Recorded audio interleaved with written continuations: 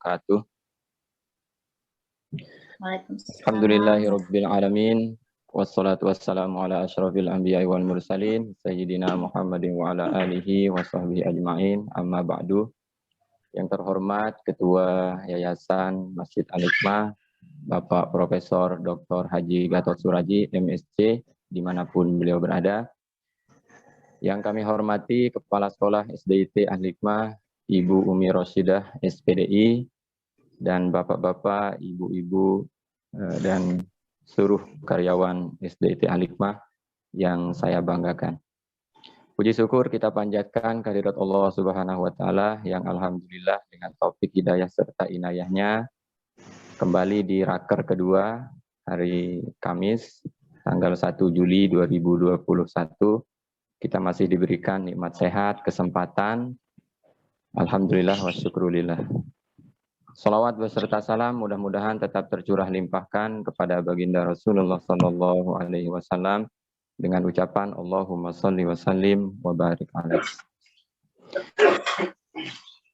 Bapak, Ibu guru semuanya, untuk menghemat waktu, marilah kita buka acara kita pada hari ini dengan sama-sama melafazkan basmalah.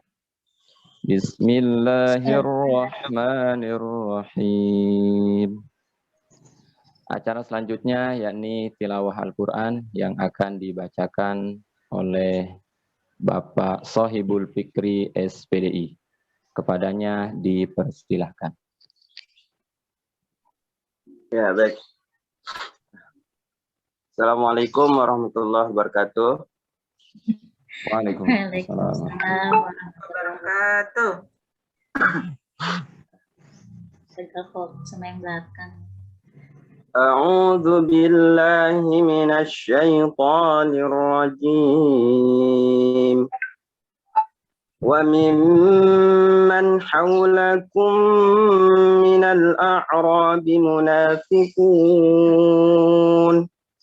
ومن أهل المدينة مردوا على النفاق لا تعلمهم نحن نعلمهم سنعذبهم مرتين ثم يردون إلى عذاب عظيم وآخرون اعترفوا بذنوبهم خلطوا عملا صالحا وآخر سيئا عسى الله أن يتوب عليهم إن الله غفور رحيم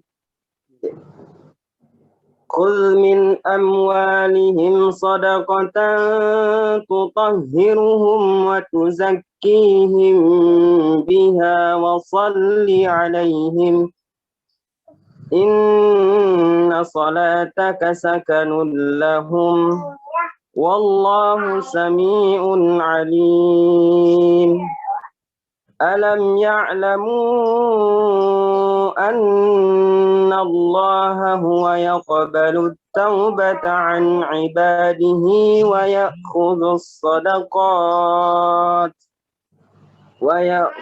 الصدقات وأن الله هو التواب الرحيم وقل اعملوا فسيرى الله عملكم ورسوله والمؤمنون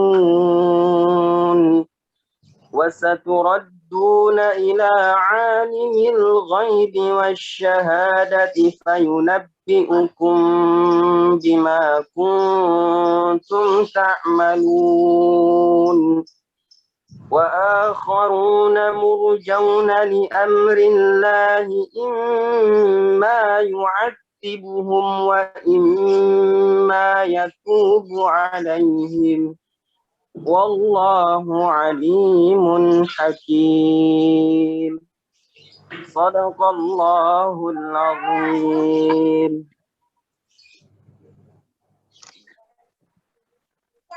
Terima kasih.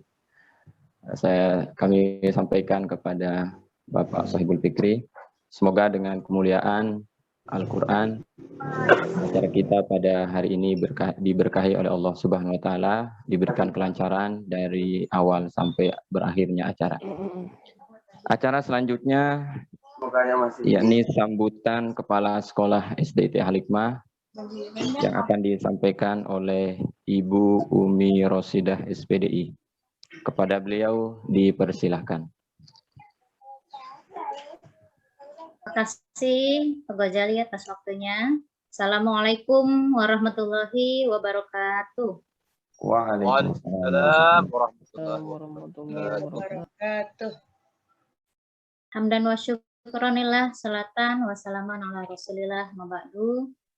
Yang saya hormati Ibu Dr. Mukti Amini MPD, selaku pengurus Yayasan Masjid Al-Hikmah Divisi Pendidikan. Yang saya hormati Bapak dan Ibu sekalian, para Dewan Guru dan karyawan SDIT Al-Hikmah. Juga ini ada yang ikut bergabung dengan kita ya, Bapak Ibu-ibu guru dari TPQ dan TK ya, di TKIT Al-Hikmah. Ini ada beberapa sudah yang masuk ya pada hari ini. Selamat bergabung. Kita sudah raker yang kedua ya. Atas berkat Allah kita diberikan kesehatan, bisa melaksanakan raker yang kedua pada hari ini. Semoga hari ini Bapak Ibu tetap semangat dan antusias mengikuti kegiatan raker pada hari ini. Alhamdulillah ya sudah hadir nih. Mungkin Ibu Kepala TK sudah hadir ya, Bu Ifat atau Bu Ivo. Selamat bergabung di Zoom kami, karena sekaligus mungkin mendengarkan motivasi ya dari Bu Mukti yang hari ini memberikan waktunya, walaupun di sela-sela kesibukan beliau ya. Alhamdulillah bisa ikut hadir pada hari ini, memberikan motivasi kepada kita semua. Bapak Ibu sekalian rahimakumullah, dalam situasi pandemi saat ini, amanah kita sebagai pendidik itu mungkin banyak sekali ya rintangannya. Maka dari itu dalam menghadapi segala sesuatu harus ekstra sabar, mencari 1000 alasan untuk terus berpikir positif terhadap orang lain, mengatur emosi, mau membuka diri untuk terus belajar, mengupgrade diri kita, supaya kita tetap menjadi guru yang profesional dan memiliki etos kerja yang tinggi. Karena segala sesuatu yang kita lakukan, tentunya dampak positif dan negatifnya akan kembali kepada diri kita sendiri. Bahkan berdampak kepada peserta didik kita dan juga mungkin sekolah. Dan Allah tidak akan merubah keadaan hambanya kecuali hambanya sendiri yang berjuang untuk mengubahnya. Mungkin dalam Al-Quran surat At-Taubah ayat 105 yang tadi dibacakan salah satunya oleh Pak Sofik ya, yang mana artinya bekerjalah kamu, maka Allah dan Rasul-Nya serta orang-orang mukmin akan melihat pekerjaanmu itu. Dan kamu akan dikembalikan kepada Allah yang mengetahui akan yang gaib dan yang nyata. Lalu diberitakannya kepada kamu apa yang telah kamu kerjakan. Mudah-mudahan apa yang kita lakukan sebagai pendidik menjadi amal soleh kita di akhir kelak ya. Karena bagaimanapun kita ini hanyalah manusia biasa, guru bukan robot ya istilahnya ya. Guru itu manusia biasa ya. Al-insanu makhluk khata' wa nisyan. Jadi banyak salah, banyak lupanya ya. Kadar semangatnya kadang naik ya, semangat 45, kadang juga turun ya, seperti halnya keimanan kita ya, ziyadatihi kadang bertambah, nuqsanihi kadang berkurang. Tentu butuh motivasi tidak hanya dari diri kita sendiri, tapi orang lain sebagai pengingat kita untuk memberikan motivasi kepada kita. Dan hari ini, insya Allah, Ibu Pengurus Yayasan Divisi Pendidikan, Ibu Dr. Mukti Amini MPD, akan membersamai kita, memberikan motivasi kepada kita semua agar lebih semangat dalam mendidik anak-anak kita, peserta didik kita dengan niat ibadah pada Allah, insya Allah menjadi jalan untuk mencapai surganya. Amin ya rabbal alamin. Mungkin itu saja yang bisa saya sampaikan. Terima kasih atas perhatiannya. Assalamualaikum warahmatullahi wabarakatuh. Assalamualaikum warahmatullahi wabarakatuh. Waalaikumsalam warahmatullahi wabarakatuh. Terima kasih kami ucapkan kepada Ibu Umi Rosidah atas sambutan sekaligus pencerahan buat kita semua. Acara selanjutnya yakni pembekalan dari Divisi Pendidikan Yayasan yang akan disampaikan oleh Ibu Dr. Mukti Amini MPD. Kepadanya dipersilakan. Ya, alhamdulillah. Suara saya cukup terdengar? Cukup Ya, jelas. cukup, Bu. Jelas. Ya. Saya nggak pakai speaker khusus, ini langsung dari laptop aja. Bismillahirrahmanirrahim. Assalamualaikum warahmatullahi wabarakatuh. Waalaikumsalam warahmatullahi wabarakatuh.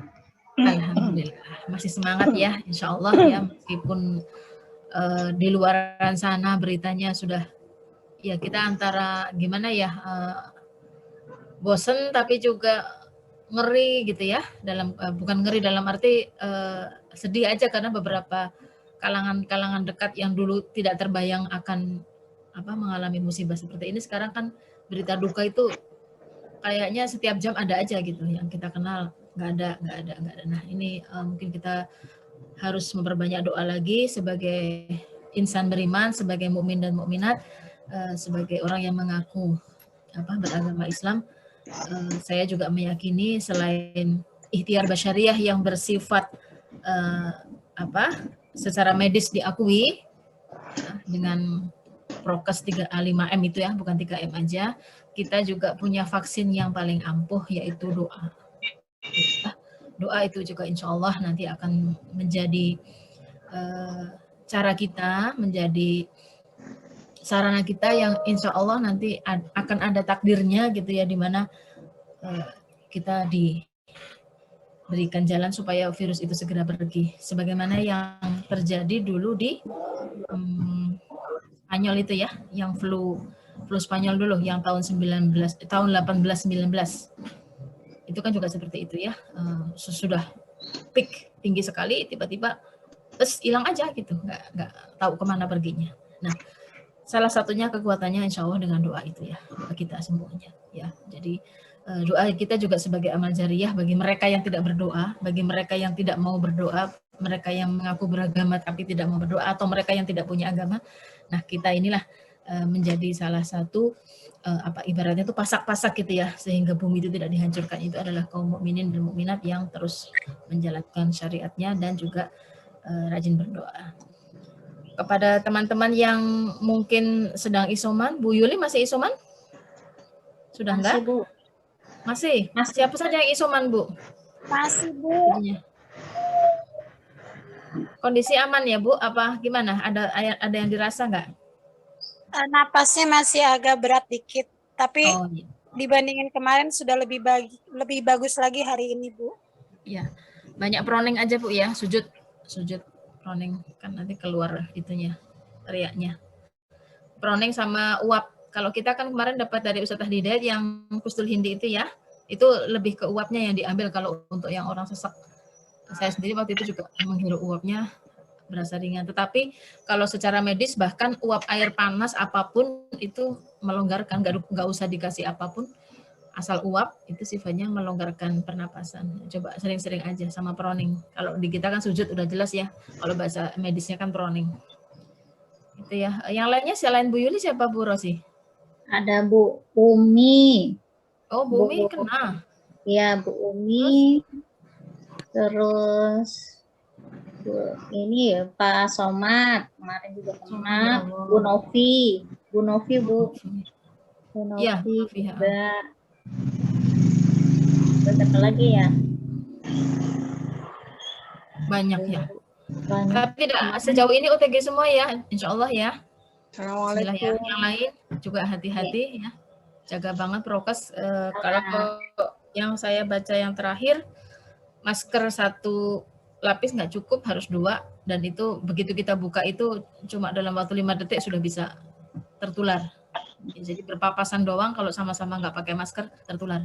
Jadi nggak ada ceritanya itu sama-sama tertutup lalu cuman buat foto doang, copot sebentar, itu udah tertular tuh kalau begitu, samping-sampingan begitu. Jadi sudah nggak pakai toleransi lagi yang virus Delta ini. Jadi mungkin karena kita kemarin juga istilahnya ikhtiarnya kurang atau bagaimana, akhirnya nyampe juga ini yang Delta ini. Kalau lockdownnya ketat sebetulnya kan nggak nyampe karena kan bukan virus asli Indonesia ya, tapi ya karena kita punya setengah hati, jadi ya sulit ya dikendalikan. Akhirnya masuk juga itu. Dan yang dikhawatirkan adalah pola masyarakat kita dengan pola masyarakat India itu nggak jauh beda. Sukanya kumpul-kumpul, terus modalnya nggak enakan, mau nolak gitu kan sama tuh tiba-tibanya rada ngeyelan juga, mereka sama tuh ya.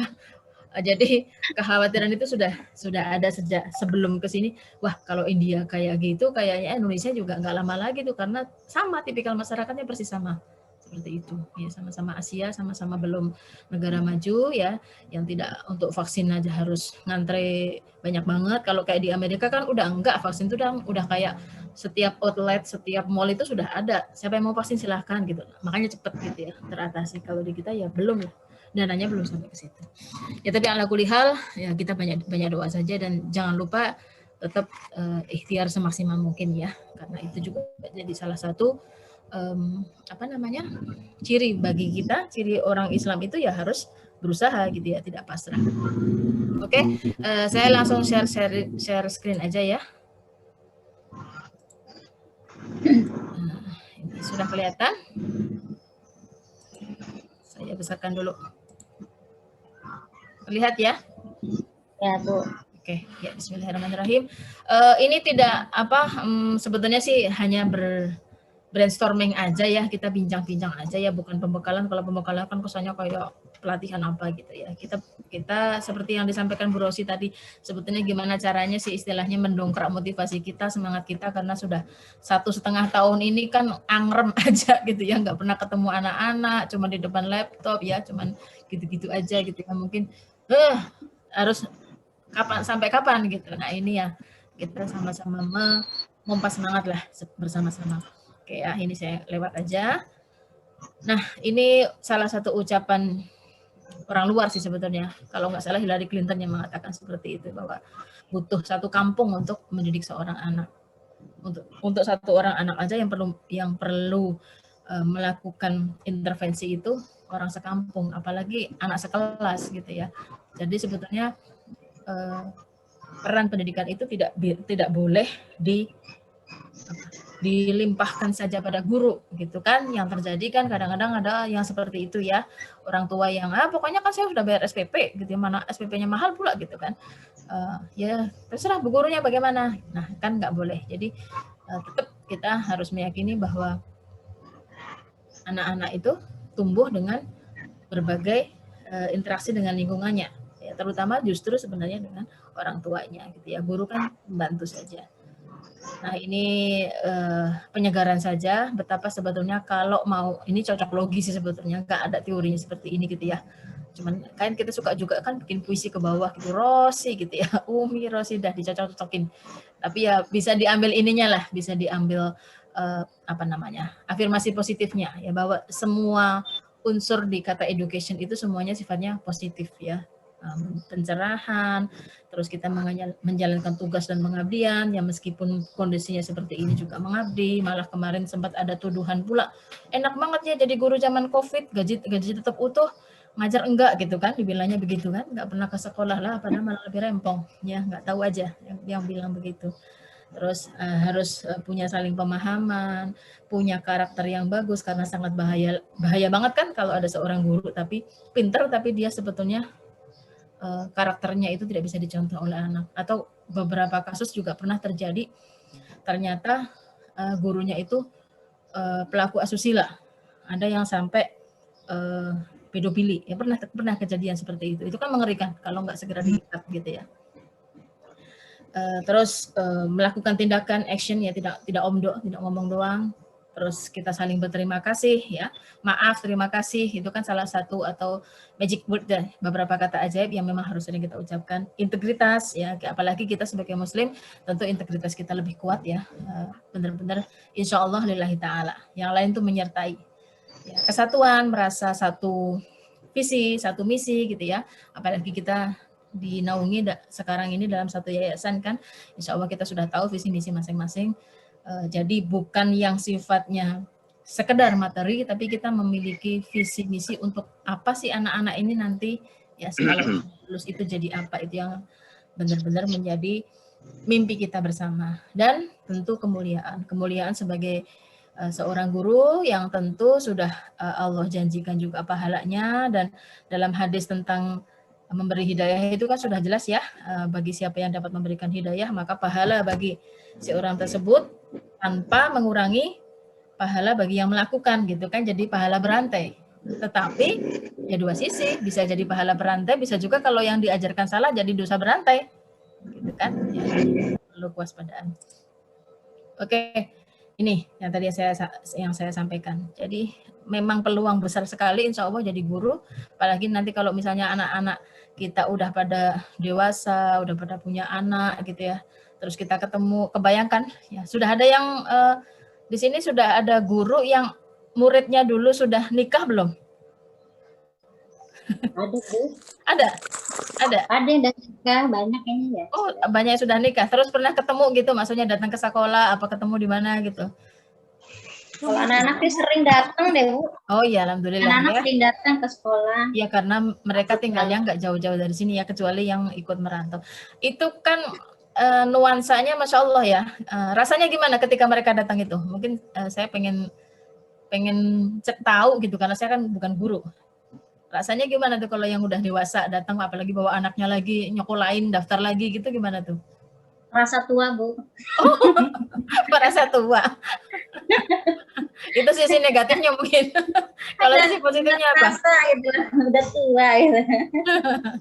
Ya, satu hal itu, kalau perempuan biasanya urusannya itu ya, merasa tua. Mungkin Pak Rosid pernah ngalaminya begitu nggak, Pak Rosid? Enggak sih, Bu. Bahagia melihat mereka kadang-kadang. Cuman karena nggak kenal, Bu, ini siapa gitu. Suka ketemu di sekolah. Tapi mereka masih ingat ini Pak Rosid, ini Bu Rosi gitu ya? Ya, kalau dia ingat, Bu, saya lupa kadang-kadang, Bu. Pada tua dia tuh. Ya. Tapi pasti terbersit kan ya, selain merasa tua tadi ya, udah jelas kalau itu mah. Ada kan rasa bahagia gitu ya ngelihat ya. Wah, ini anakku udah jadi orang, udah sekarang udah nikah, terus punya anak, mungkin malah ada mungkin yang mendaftarkan anaknya lagi gitu kan, jadi SD turun temurun gitu. Bapaknya terus nanti anaknya, ada juga yang begitu. Biasanya ada. Belum sampai ke situ. Nah, itu bukti sebetulnya kalau misalnya itu terjadi, itu sebetulnya bukti bahwa kita, antara lain peran kita sebagai guru itu berhasil gitu, sehingga mereka itu mempercayakan pendidikan untuk anak-anaknya pun di kita selama mereka masih tinggal di lingkungan situ. Itu terpengalaman saya sendiri ya. Saya, Bapak, Ibu itu satu sekolah SMA-nya. Ya, SMA sih memang, tapi maksudnya ya artinya kan kita percaya dengan kualitas sekolah itu, termasuk guru-gurunya, sehingga sama om-om saya, Pak Dede saya itu sama satu sekolahan semua, karena sekolah tua. Maksudnya berdirinya zaman itu setelah Belanda pergi itulah, setelah proklamasi. Jadi Masya Allah gitu ya. Kan kebayang tuh kalau si ibu tadi menularkan berbagai kebaikan kepada anaknya, terus anaknya juga berbuat seperti yang disampaikan oleh ibunya. Itu kan pahalanya berantainya jadi double-double gitu loh ke bawah, nggak berhenti sama dengan si murid aja, tapi anaknya lagi, kita tetap kebagian pahala kan, Masya Allah ya. Sebetulnya ini kan gak bisa dinilai sama gaji bulanan yang dapat dari itu ya, dari TU. Yang seperti itu ya, itu istilahnya cukup untuk hidup. Kalau buat kita kan yang penting cukup ya. Oke, lanjut. Ini saya rasa juga kalau buat para guru udah nggak asing banget. Cuma nah ini sekarang kita tantangannya kalau PJJ bagaimana ini kalau kayak gini gitu ya. Sementara kita sudah tahu 90% itu dengan melakukan ya, something to do, harus melakukan sesuatu. Nah sekarang cuma ada di layar kaca masing-masing ya, memang kita harus siasati akhirnya ya. Kalau baca itu 10% lewat. Ya. Habis dibaca halaman 9 ke halaman 10, yang halaman 9 udah lupa, kan begitu kita biasa ya. Ini nanti ada siasatnya, bagaimana supaya tidak terkesan bahwa PJJ itu cuma mendengar dan melihat aja gitu ya. Tetapi juga tetap harus ada sesuatu yang dilakukan sehingga terasa gitu, hidup gitu. Nah, ini juga hampir sama, ini hasil penelitian yang jelas memang presentasi yang besar di situ adalah kinestetik gitu. Jadi memang harus melakukan sesuatu. Ini tantangan banget sih kalau PJJ gitu ya. Dan hati-hati, visual itu hanya 29%. Jadi kalau kita hanya cuma main media nggak ada suaranya, itu cuma 29%. Dengerin masih lumayan 34 lah ya. Tetapi kalau monoton omongan aja juga tentu lama-lama dimatiin juga, jangan-jangan gitu ya. Silent gitu ya, nyetel yang lain gitu. Pokoknya tanda-tanda aja kalau ada anak cengar-cengir sendiri, padahal materinya lagi serius, nah tanda-tanda tuh dia double meeting dengan yang lain atau nyimak apalah yang lain gitu, buka YouTube atau apa yang ini silent. Itu juga bisa menjadi salah satu cara kita melacak kalau pas PJJ ya. Iya, emang pakai handphone. Nah, ini motif aja buat kita bersama, perbedaan otak yang mendapatkan kasih sayang dengan yang enggak. Ternyata beda sekali ya. Kalau yang sering didamprat, sering dimaki, sering dimarahi nih seperti ini. Ini kan kenapa tadi salah satu unsur education itu kan karakter. Nah, kita kan harus jadi contoh yang baik ya para guru itu supaya bagaimana mereka itu bisa saling berkasih sayang, tidak sampai berkata-kata kasar gitu ya. Karena kalau sudah berkata-kata kasar ya jadinya begini, banyak bolongnya begini. Ya. Tidak berkembang dengan normal otaknya. Sayang sekali, padahal ini kan salah satu nikmat Allah yang tidak diberikan kepada makhluk lain selain manusia, ya, otak ini. Kalau kemudian disia-siakan potensinya dan itu bisa jadi dosa dari gurunya, ya, atau orang tuanya, jadi seperti ini, gitu ya. Setiap hari dimarahin, gitu ya, kayak gambar ini ya, ya begini jadinya banyak blank spotnya. Akhirnya impact-nya apa sih di lapangan? Kalau bahasa anak sekarang tuh jadi lemot. Diajak mikir yang serius sedikit udah nggak mau gitu ya, susah ya, karena banyak begini, banyak mengalami tindakan kekerasan atau pengabaian. Nah, tidak hanya negara barat, kita juga banyak tokoh-tokoh pendidikan yang bagus ya. Yang paling kita hafalkan ini ya, Ki Hajar Dewantoro. Ki Hajar Dewantoro meskipun dia berpendidikan barat, tapi sebetulnya kalau kita baca bukunya itu nilai-nilainya itu pas gitu ya, untuk Indonesia itu, untuk karakter Indonesia itu pas. Ini contohnya, manusia utuh, merdeka, lahir dan batin, tidak tergantung kepada orang lain. Maksudnya kita diminta untuk mandiri. Nah, kalau Muhammad Syafi'i sudah jelas dia lebih dekat kepada unsur keislaman ya. Dia kan punya institusi pendidikan kayu tanam, kalau tidak salah namanya kayu tanam di Padang ya. Cuma sekarang kurang terawat, sayang ya. Tidak seperti yang rintis oleh siapa yang Padang juga, yang perempuan, Rahmah El Yunisiah ya. Rahmah El Yunisiah itu kan dia bikin madrasah diniyah putri. Kalau nggak salah beberapa lulusan Al-Hikmah kan di situ juga tuh. Anaknya Bu Nina ya, Bu Nina Sapnita itu kan SMP-nya di situ Bu Rosi ya. Artinya sampai sekarang masih relevan, masih berkembang. Nah, ini contoh-contoh dari Indonesia. Artinya kalau kita mau menggali sebetulnya banyak hal yang bisa kita gunakan untuk pola pendidikan yang sekarang. Nah, kalau bisa baca ini, berterima kasihlah pada guru, karena ya biasanya anak-anak itu banyak belajar justru dari gurunya gitu ya, bukan orang tuanya kalau yang kaitannya dengan kapasitas keilmuan ya. If you can read this, ya thanks to a teacher ya. Makasih sama Bu Guru. Ini notes aja ya, note taking tadi ya, kaitannya dengan perkembangan otak tadi. Kalau banyak pengalaman hidup yang positif, ya kemudian larinya kepada keberhasilan dia merasa dihargai, terus dia menjadi orang yang pribadinya menjadi utuh. Nanti pas dewasanya itu dia siap berhadapan dengan lingkungan. Intinya seperti itu ya. Tapi kalau kebanyakan yang dialami itu pengalaman yang negatif, banyak diejek temennya, banyak dimarahi gurunya, di rumah dimarah-marahi pula, ya dia akan tumbuh menjadi orang yang peragu nanti waktu besarnya. Sulit untuk memutuskan, gampang putus asa, a priori dan seterusnya. ujung-ujungnya adalah pembentukan karakter sih kepada seseorang. Dan ini memang peran dasarnya itu di guru SD dan guru TK, termasuk TPQ ya di sini. Artinya pendidikan dasar itu berpengaruh besar dalam meletakkan ini mana dominan pengalaman hidup yang positif atau negatif. Kalau yang dominan positif ya berarti kita dapat pahala berantai tadi. Kalau yang dominannya pengalaman hidup negatif berarti kita dapat dosa berantai. Hati-hati gitu ya. Ini salah satu perannya di guru.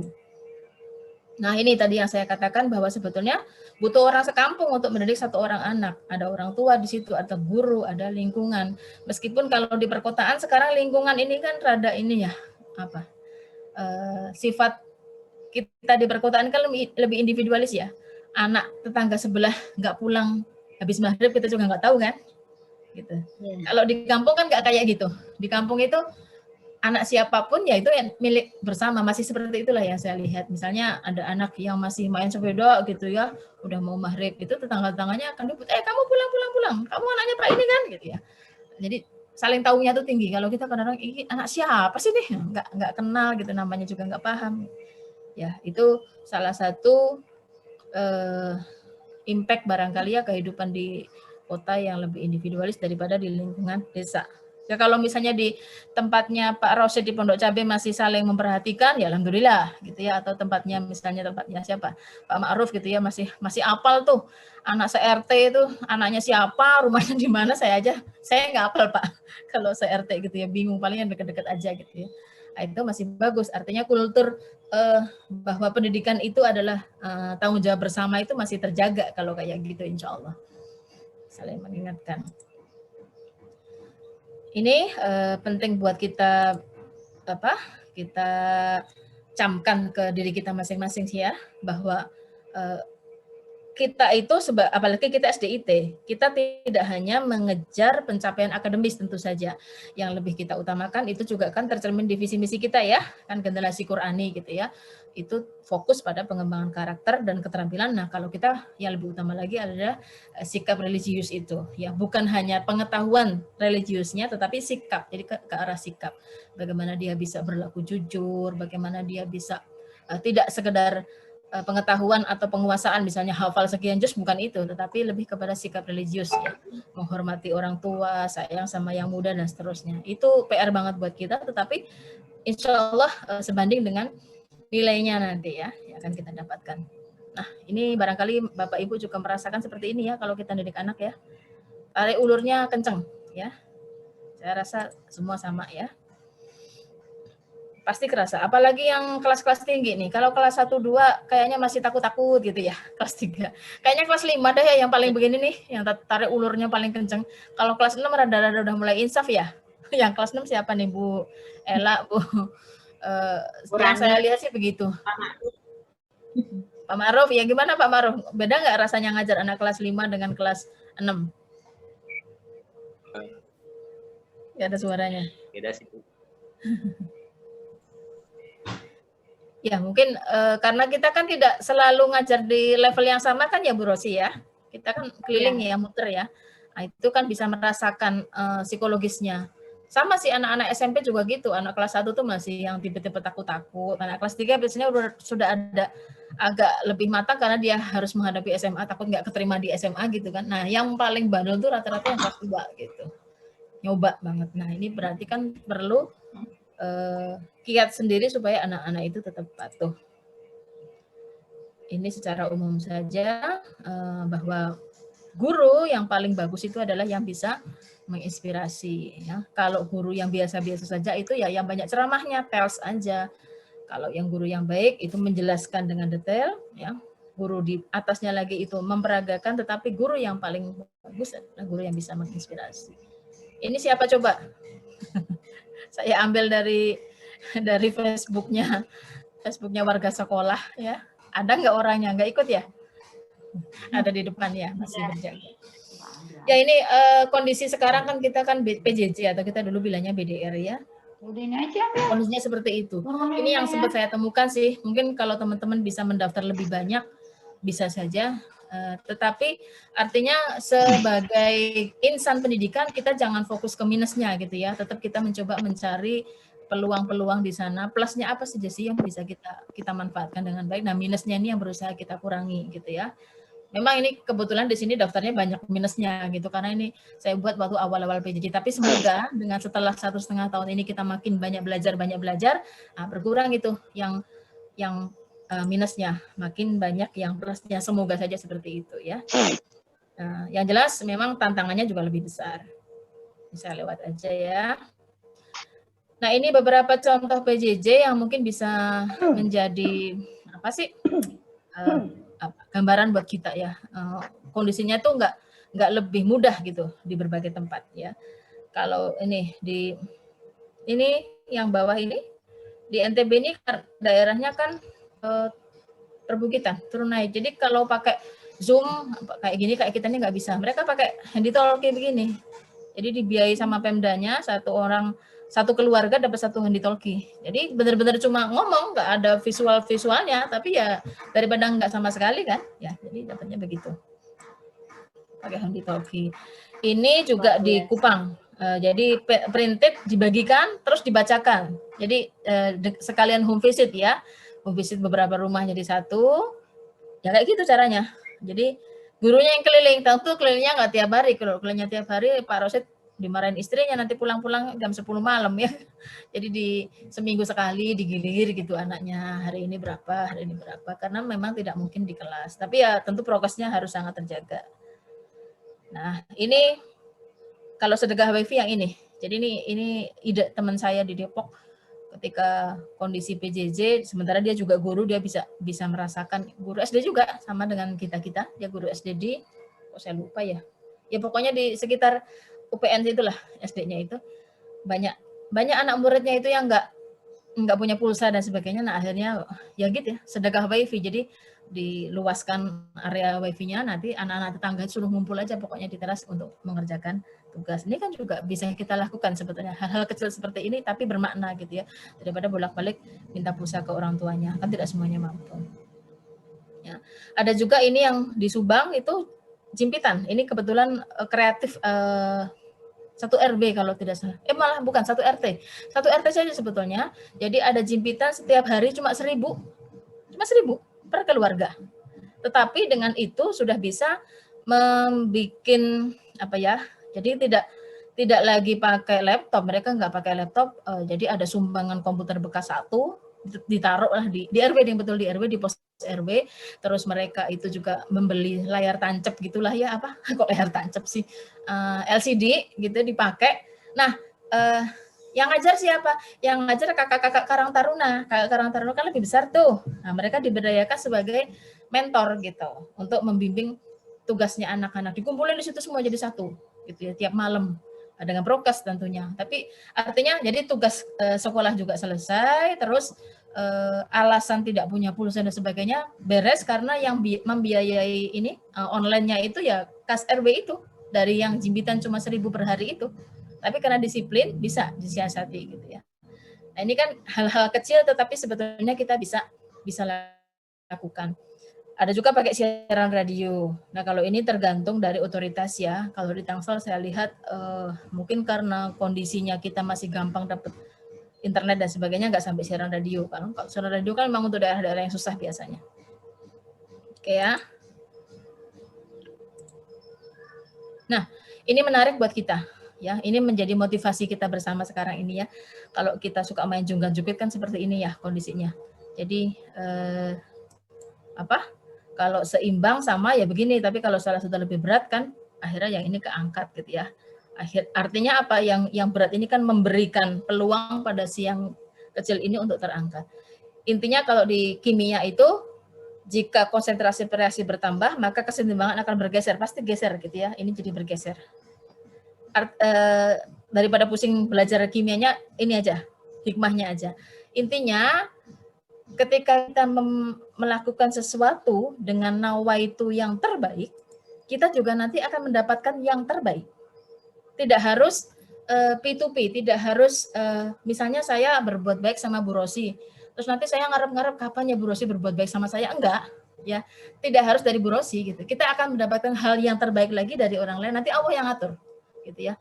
Mungkin saya A berbuat baik pada B dapat perbuatan baik dari C dapat perbuatan baik dari A, muter gitu bisa juga. Wallahu alam. Tapi kita percaya saja bahwa ketika kita memberikan sesuatu yang terbaik, termasuk mengajar dengan cara yang terbaik, mendidik anak-anak dengan cara yang terbaik, kita juga akan mendapatkan yang terbaik. Percaya deh, insya Allah. Salah satu buktinya yang saya lihat selama ini ya, jarang sekali ada anak guru itu bermasalah. Alhamdulillah selama ini anak-anak kita nggak ada yang bermasalah kan? Jarang sekali ya. Lain halnya dengan anak-anak dari orang tua yang maaf saja kayak koruptor atau yang ya dekat-dekat dengan yang seperti itu. Ada saja masalah anaknya. Ya, masalah akhlak kadang atau masalah psikis atau masalah fisik juga bisa. Sakit melulu atau mungkin terlibat narkoba dan sebagainya. Alhamdulillah. Itu salah satu keberkahan yang imaterial. Jadi tidak bisa diukur dengan materi. Jadi jangan sedih kalau wah ini Bu Rosi kapan sih naikin gaji gitu ya? Atau yayasan kapan naikin gaji, itu kan yang materi gitu ya, tetapi yang imaterial itu tidak bisa kita hitung seperti itu ya. Salah satunya keberkahan, ternyata yang kita terima ya cukup aja insya Allah gitu ya. Saya waktu itu kapan ke Makassar ketemu salah satu pengurus pesantren, dan pondoknya juga bukan pondok yang modern kayak yang sekarang berdiri ya, masih pondok tradisional gitulah. Pondok punya Muhammadiyah, Darul Arkom kan punya Muhammadiyah. Kalau Darul Arkom daerah-daerah kan belum terlalu bagus tuh. Kalau yang sekarang Muhammadiyah boarding sekarang oke, tapi kalau di kampung-kampung kan belum. Itu udah lama banget, dari sebelum saya lahir juga pondok itu udah berdiri. Jadi ada salah satu guru senior itu yang dia bilang gitu, saya di sini gajinya berapa gitu. Ya kalau nggak salah 2-an apa berapa. Anaknya 7 atau berapa, dan semuanya sudah sarjana. Gitu ya. Dia juga cerita, kalau tetangga-tetangga saya tuh suka bingung, Bu. Itu 2 juta itu kan sekarang, kan waktu saya awal jadi guru nggak segitu. Kok dengan anak banyak begitu, dengan gaji cuma segitu, anak-anaknya bisa sarjana semua. Tapi ya itulah, mungkin itu berkahnya saya ngajar dan memang niatnya itu lillahi ta'ala, dakwah gitu ya. Nah itu dilancarkan urusan pendidikan anak-anak. Itu juga insya Allah kita yakini begitu ya. Jadi bukan urusan nominal yang kita dapatkan, tetapi keberkahan. Keberkahan itu biar Allah nanti yang ngatur. Gitu. Insya Allah seperti itu. Kalau urusannya nominal, kalau kita cuma banding-bandingin nominal, ya udah kita semuanya bakalannya resign jadi guru. Mendingan jualan online aja sekarang, lagi gampang dapat duit lewat online tah, gitu ya. Jadi YouTuber atau apalah pokoknya yang gampang dapat duit. Tapi kan bukan itu saja misi kita. Kalau kita baca, memang ini Nasrani ya, Andreas Hareva, dia itu kan memilah-milah beberapa pekerjaan dari yang rank 1, rank 2 dan sebagainya. Tetapi yang tidak masuk rank mana-mana itu adalah yaitu tadi pekerja sosial dan pendidikan. Pendidikan yang tidak mencari keuntungan ya. Itu tidak bisa masuk rank mana-mana. Itu udah lepas gitu. Lepas dari atribut rank-rank gitu ibaratnya. Masya Allah ya. Dia saja bisa, yang orang Kristen bisa bilang begitu gitu ya. Jadi memang motivasi utamanya itu adalah mendapatkan keberkahan itu, nanti insya Allah yang lainnya nyusul akan dapat gitu ya. Jika memberi maka pasti akan diberi, yakin saja. Nah, tetapi jika diberi maka juga harus memberi, jangan umpetin melulu gitu ya, dikumpulin melulu ya. Ini ibu-ibu kan kadang-kadang begitu ya. Kalau udah masuk kantong susah keluar lagi kan katanya gitu. Jadi jangan sampai kayak prinsip air nih, yang guru-guru IPA siapa, kalau ditampung terus tidak dialirkan kan lama-lama bau tuh ya, airnya pasti bau, jadi sarana jentik nyamuk dan sebagainya. Jadi ketika ditampung, ibaratnya kita dapat ilmu atau kita dapat sesuatu ya dialirkan lagi, harus mengalir terus begini, kita dapat lagi yang baru, dialirkan lagi. Itulah menjadi keseimbangan alam seperti itu. Sama dengan kehidupan kita juga begitu. Insya Allah ini menjadi semangat kita bersama ya. Nah, ini menjadi guru kaya. Saya rasa ini sebetulnya sudah dilakukan oleh Bapak Ibu semua ya. Kalau ini nggak dilakukan, kayaknya udah lama mengajukan resign ke Bu Rosi. Ya, ngapain bertahan di Al-Hikmah gini-gini aja gitu ya. Insya Allah ini sudah. Ya, tinggal kita ya saling menyemangati lah dalam kondisi seperti ini. Mungkin forum-forum seperti ini lebih perlu gitu ya. Nah, saya senang sama si ini. Namanya Ahmad Safawi ya. Ini salah satu guru di Palestina, kondisi seperti itu, nggak punya kaki, tangannya cuma sebelah ya karena dia pernah dibom, tetapi dia masih rajin mengajar dan menjadi guru idola gitu ya. Nah, supaya semangatnya tidak sekedar semangat ya, kita harus melakukan tindakan konkret dalam kondisi PJJ seperti ini. Rajin cari ilmu sendiri, rajin ikut forum gitu ya kan. Sekarang kan ibaratnya ilmu itu cuma ada di jentik kita gitu ya, kita giniin udah dapet lah tunjuk-tunjuk HP gitu ya. Jadi bukan hanya yang rajin ditengok itu, jangan yang cuma grup WhatsApp-nya hahi aja gitu ya, atau apa siaran-siaran yang lucu-lucu aja gitu ya. Ya itu boleh sekali-sekali sebagai refreshing, tetapi yang lebih serius kan sekarang banyak ya forum-forum yang sifatnya online yang kita bisa ikut short course-nya ya, yang free maupun yang bayar, tapi bayarnya itu enggak sebetulnya enggak signifikan. Bayarnya itu sebenarnya hanya untuk mengikat kita supaya mau ngikut sampai selesai. Cuma 100.000 tapi 8 kali pertemuan itu kan sebetulnya nggak make sense gitu ya. Itu silahkan diikuti yang seperti itu. Baca buku juga ya, sekarang buku apalagi kan bisa didapatkan online. Tapi kalau saya tipe yang ibu-ibu jadul, saya lebih suka baca buku itu ada di tangan gitu. Saya lipat atau saya kasih pembatas, masih senang yang begitu. Jadi nggak nyaman dengan bolak-balik harus lihat e-book, itu pedes lama-lama mata. Pertemuan internal berkala ini juga perlu. Kalau sekarang nggak bisa fisik ya boleh dirancang nih Bu Rosi, kapan-kapan bedah buku apa yang bagus gitu ya, karangannya siapa, kita lihat, oh ini bagus nih untuk pendidikan, dibedah sama-sama. Yang sifatnya umum, tentu bukannya sifatnya mata pelajaran. Kalau mata pelajaran yang lainnya nggak mudeng nanti ya. Atau sharing ilmu apa, misalnya ada perkembangan sekarang itu points of view. Saya juga belum belajar itu points of view karena lumayan mahal. Menurut saya masih lumayan mahal. Atau perkembangan terbaru lah. Terus kita pengen tahu, ya sudah nggak apa-apa, mungkin bisa didatangkan saja, terus cerita gitu. Apalagi kan zaman sekarang itu jadi istilahnya sarana-sarana seperti ini jadi murah gitu ya, dan banyak kok yang masih mau memberikan free saja gitu. Jadi memang benar-benar berbagi, seperti yang pernah diundang Bu SD Al-Hikmah dulu, Bu Lara dan sebagainya, itu dia mau kok ngasih aja tanpa dibayar gitu ya. Sebetulnya dalam kondisi seperti ini apalagi kan tinggal nyocokin waktu aja ibaratnya kan ya. Banyak lagi, nanti kalau Bu Rosi pengen nanti saya kasih lah ya, yang kira-kira siapa sih yang mau gratis gitu. Mereka memang pengen berbagi juga rajin searching ya, dari YouTube, dari GPO atau dari berbagai laman ya, termasuk lamannya Kemdikbud juga bisa. Gampang lah ya sekarang, yang penting mau. Nah, ini masih sama orangnya, si Ahmad Syafawi tadi lagi bincang-bincang dengan muridnya ya, yang menjadi salah satu sarana paling menarik di PJJ itu adalah guru yang intensional dan kreatif. Ya, intensional itu artinya tidak fokus sama isi kurikulumnya saja, meskipun isi kurikulum pun sekarang kita sederhanakan betul ya, kita tidak bisa terlalu kaku dengan target kurikulum karena memang kondisinya PJJ, tetapi tetap kita harus punya planning ya, terus kegiatannya teliti. Saya lihat sih kalau so far di Al-Hikmah sudah cukup bagus ya. Ya kalau saya mengamati yang ada di kelas Hiban aja ya, Pak Ma'ruf tuh sampai dibela-belain bikin siaran apa tuh Pak yang mengerjakan soal matematika gitu ya, agak panjang gitu kan, meskipun anak-anak mungkin bingung tapi ya disimak aja lah, namanya juga matematika.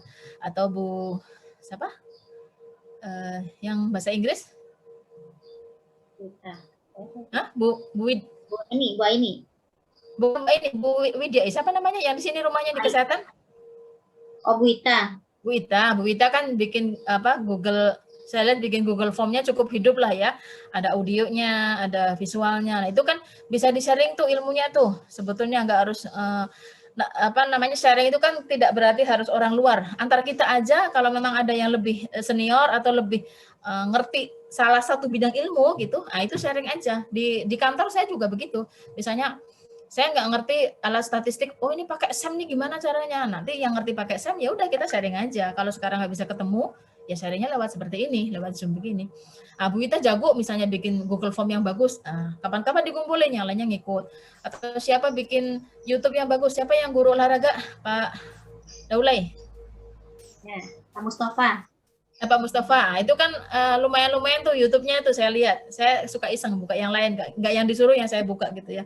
Saya lihat track-nya lah gitu ya, istilahnya stalking ya. Nah, itu boleh nanti ditularkan ilmunya, bikin YouTube yang bagus seperti apa. Saran saya sih setiap guru harusnya punya akun YouTube sendiri-sendiri. Gitu ya. Jadi gampang kalau mau kapan-kapan mau dilihat lagi oleh anak-anak itu tinggal klik ininya klik channelnya si guru itu gitu. Oh, di sini sudah ada kok yang dulu itu kayak gini caranya gitu. Nah, Pak Maruf tuh apalagi matematika gitu kan kalau nggak lihat lagi bingung tuh. Bikin Pak ya akun di YouTube. Punya, Mesti Bu. kreatif. Jadi jangan ngandelin YouTube-nya sekolah. Pede aja. Kayak Pak Mustafa udah bikin tuh saya lihat ya. Silahkan menyusul. Kalau nggak pede di YouTube, minimal podcast lah. Tapi kalau podcast kalau yang butuh visual susah ya. Podcast itu suara aja. Ya. Ini tentang bagaimana memang kita tuh pada dasarnya nggak bisa kok sepakat 100% dengan semua orang gitu ya. Apalagi dalam kondisi PJJ ini kan kita juga memaklumi ya kalau misalnya ada orang tua yang ya stresnya lebih tinggi, di antara kita juga kadang jadi lebih sensitif gitu ya dengan kondisi seperti ini. Itu kita saling memaklumi aja. Tetapi pada intinya perbedaan itu akan selalu ada dan tidak untuk dihindari gitu ya. Justru ya kalau dihindari, rasa-rasanya aman kayak nggak ada masalah, tapi nanti akan jadi bom waktu di belakang ini bahaya. Lebih bagus ya yang penting dijalani, dikomunikasikan. Kita kan sama-sama sudah dewasa, ya. Salah satu kelemahan teknologi itu kan memang tidak bisa membaca bahasa tubuh ya. Bahasa muka aja susah kita melihatnya meskipun on video. Apalagi bahasa tubuh yang lainnya, jadi nggak ngerti misalnya saya ngomong gini terus Bu Rosi tersinggung, saya nggak ngerti gitu ya, atau apa gitu ya, terus sebenarnya dia tuh kesel banget gitu kan. Kalau tatap muka kan kelihatan. Nah yang seperti itu tuh memang harus disampaikan secara verbal gitu akhirnya. Jadi kita terbiasa untuk menyampaikan misalnya gini ya, saya tersinggung sama, jangan Bu Rosi lagi deh ya, saya tersinggung sama Pak Tri nih, soalnya nongol anunya Pak Tri nih, Pak Triyono. Misalnya saya tersinggung sama ucapan Pak Tri. Jangan cuma dipendam yang seperti itu. Itu kalau dipendam saja nanti jadi penyakit di networking itu. Selain buat diri kita sendiri jadi gigil, jadi ganjelan, sampaikan saja. Paling bagus disampaikan secara pribadi sama yang bikin kita rada ganjel gitu ya. Misalnya saya sama Pak Tri, kapan-kapan, tapi pas bukan saat itu. Agak ini kemudian nyampein aja, Japri, Pak, maaf ya sebenarnya kemarin itu saya rada kurang setuju, saya rada kurang nyaman. Saya biasanya menggunakan kata-kata itu. Saya sebenarnya kurang nyaman dengan kalimat Bapak yang ini. Orang jadi tahu bahwa oh ternyata yang begini aja itu menurut orang lain seperti ini. Jadi bisa klarifikasi ya. Lebih bagus seperti itu daripada dipendem. Toh kita juga nggak sambil marah-marah ya. Gimana sih Pak Tri ini gini-gini? Enggak, tapi kita menyampaikan asertif bahwa sebenarnya saya kurang nyaman. Mungkin nanti Pak Tri akan bilang, oh enggak Bu, maaf maksud saya begini. Clear kan? Sudah selesai. Oh ya sudah, kalau maksudnya seperti itu saya bisa memahami. Tapi kalau kalimat yang kemarin kan enggak begitu, jadi saya pemahamannya enggak kayak gitu. Sudah selesai. Gitu ya. Ini yang memang butuh latihan karena kita orang Timur ya. Orang Timur itu tadi pakai wohnya tinggi, jadi nggak enakan tapi dipendem gitu. Modelnya kan begitu. Tapi itu kemudian tidak menyelesaikan masalah sebetulnya. Apalagi kita tergabung di networking ini, sesama guru ini seharusnya kompak terus kan. Nah, kompak terus itu jangan cuma fisiknya saja, tapi ya benar-benar memang hati kita juga saling terikat gitu ya. Nah, itu yang perlu kita latih sama-sama. Nih, jadi kalau kita mau kreatif, jangan pernah meniru sesuatu itu persis sama. Tetapi kalau bahasanya Prof. Gatot, ATM kan. Amati, tiru, modifikasi. Jadi harus modified. Enggak persis sama. Kalau persis sama pasti gagal. Karena orang melakukan sesuatu itu ya sesuai dengan konteks di tempat dia gitu ya. Kalau kita tiru persis sama enggak pas. Mungkin ada misalnya kan kalau di Indonesia juga gitu ya. Studi banding kemana gitu ya Kak Mirko, nanti apa aja di sana tuh diterapkan di sini, aduh bubar semua jadinya gitu ya. Jadi ya boleh kita sering-sering lihat YouTube kan sekarang banyak ya inspirasi ngajar apa. Nah itu kita lihat kondisi kita seperti apa, sarana di kita mungkin enggak, anak-anak di kita bisa enggak kira-kira, nah baru kita laksanakan dimodifikasi. Ini gambar ini teman saya, ini adik kelas waktu itu sih sebenarnya di IKIP Jakarta, dia guru SD juga. Nah itu sampai seperti itu.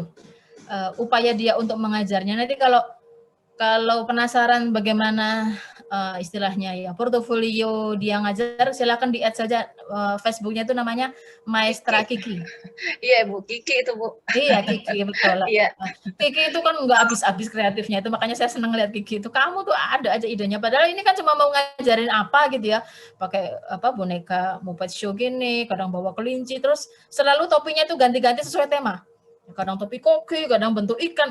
Kamu sempet ya Kiki gitu. Ini ngajar SD loh, bukan TK ya. Sampai seperti itu, dan orang tuanya tuh akhirnya yang tadinya nggak terlalu tertarik, sekarang helpful banget gitu. Jadi Bu Kiki mau ini, Bu Kiki mau apa tuh namanya Zoom, ayo jadi ikut nyimak. Sampai seperti itu kondisinya, saking mereka lihat keseriusannya Bu Kiki. Makanya tadi jika kita memberi yang terbaik, maka kita juga akan mendapatkan yang terbaik. Akhirnya kayak gitu jadi guru idola di sekolahnya selama PJJ ini, karena ya kondisinya seperti ini. Orang tua juga suka banget gitu, ikut nimbrung akhirnya. Ya, kita percaya aja. Nah, kalau memang nanti apa namanya, ini sih umum aja sih, saya nggak akan bahas terlalu detail ya. Kalau sekarang akhirnya nggak jadi karena ada virus Delta.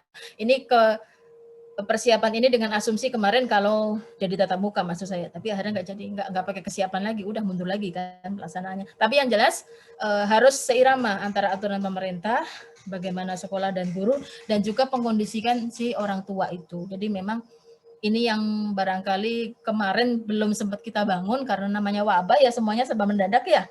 Jadi orang tua itu juga nggak pakai dipersiapkan, tahu-tahu pokoknya di rumah gitu. Jadi orang tuanya bingung, diapain ini anak gitu ya. Kepasrahan anak 24 jam tanpa tahu harus mau ngapain gitu ya. Sementara instruksi tugas itu kan datang bertubi ya. Ini pengalaman aja, ada anaknya sekolahnya teman di Rempuas itu ya. Itu sampai pada masuk rumah sakit bro si anak SD-nya. Madrasah. Karena tagihannya banyak banget, terus namanya anak-anak kecil itu kan kalau ditagih kan ketakutan, akhirnya kan ada dua sisi sih. Kalau kayak teman saya itu, ya saya juga bilang, kamu tuh dosen tapi kok ya nekat. Jadi dia ngerjain tugas anaknya. Ya anaknya free aja, senang-senang aja, kipas-kipas sama mamah yang sibuk gitu ya. Tapi itu kan salah, nggak boleh lah gitu. Nah, yang orang tuanya cuek, tidak ngerjain, jatuh sakit tadi, lembur kerjaan karena tagihan itu nongol di grup kelas. Yang belum mengerjakan ini seret, orang tuanya kan panik, gitu ya. Artinya ya oke lah tagihan, tapi jangan bikin sport jantung gitu. Entah kita atur caranya bagaimana supaya orang tua tuh nggak merasa ini kok belum. Akhirnya ya yang dijewer ya anak sendiri juga gitu ya di rumah. Jadi makanya anak-anak itu bilang udahlah kapan sekolah gitu, di rumah capek belajar sama mama dimarahin dulu kan gitu kan. Banyak yang bilang begitu ya karena nggak tahan tadi dengan tagihan-tagihan. Oke. Ini saya ngambil dari Bulara ini. Bulara itu punya ini. Nih, keluarga pembelajar namanya. Itu di Play Store. Itu juga bisa nanti di install, bagus-bagus isinya untuk ini. Dan apalagi visinya Bulara itu kan sama dengan kita lah ya, dia dekat kepada SDIT. Bikin dia beberapa ada yang sifatnya video, ada yang gambar-gambar yang seperti ini yang bisa menjadi acuan kita lah. Mesti gimana sih selama PJJ gitu ya. Silahkan aja kalau mau di-download. Nah, ini beberapa yang bisa saya sarikan dari pengalaman berbagai pihak ya, teman-teman yang sudah melaksanakan PJJ ya. Yang pertama, kalau kita sedang Zoom meeting atau kita sekarang entah apapun ya, yang virtual meeting lah, mau pakai Google Meet atau apapun, itu diusahakan justru tidak mematikan suara dan video. Ya karena apa? Karena karakternya anak SD itu kan memang lagi lapar, kelebihan tenaga dia. Kelebihan tenaga yang biasanya tersalurkan secara fisik dengan suara dan gerak. Gitu ya, biarin aja gitu ya. Jadi bising ya, tinggal itu masalah aturan ditegakkan di awal seperti apa. Tetapi justru kita memfasilitasi anak-anak untuk virtual meeting itu ya salah satunya supaya tersalurkan tadi energi berlebih dari fisiknya itu. Kalau untuk orang tua oke, aturan virtual meeting dimatiin, apalagi ibu-ibu karena di samping ke dapur serang-serang bau gitu ya, kedengaran atau lagi nyuci piring ya, nah itu nggak pas. Tapi kalau anak-anak justru lebih bagus dibuka saja gitu ya. Terus menyapa anak dengan berkala, ini yang kadang-kadang suka lupa, saking seriusnya dengan materi lupa nggak disapa. gimana, udah bisa belum, siapa, sebut nama gitu ya. Atau kalau misalnya ada yang nanya di chat, ya usahakan jawabnya juga lewat chat ringkas gitu. Jadi ada interaksi di dua sisi, ada secara langsung begini, ada juga secara chat gitu ya. Sebut nama yang penting. Jadi anak-anak itu senang kalau disebut namanya kan, gitu ya. Di chat meeting pun bisa disebut namanya. Apa kabar kamu? Gini. Biasanya mereka lebih hidup. Terus awali dengan ice breaking. Nah ini PR buat kita bersama, apalagi yang selama ini tipenya cenderung serius gitu ya, mungkin nggak bisa langsung ice breaking, tapi itu ilmu yang bisa dipelajari. Banyak googling aja cara-cara ice breaking yang kira-kira kita bisa gitu. Jangan sampai malah kelihatan garing, nanti jadi apaan sih maksudnya gitu ya, jadi malah ketawaan juga nggak enak buat kita gitu ya.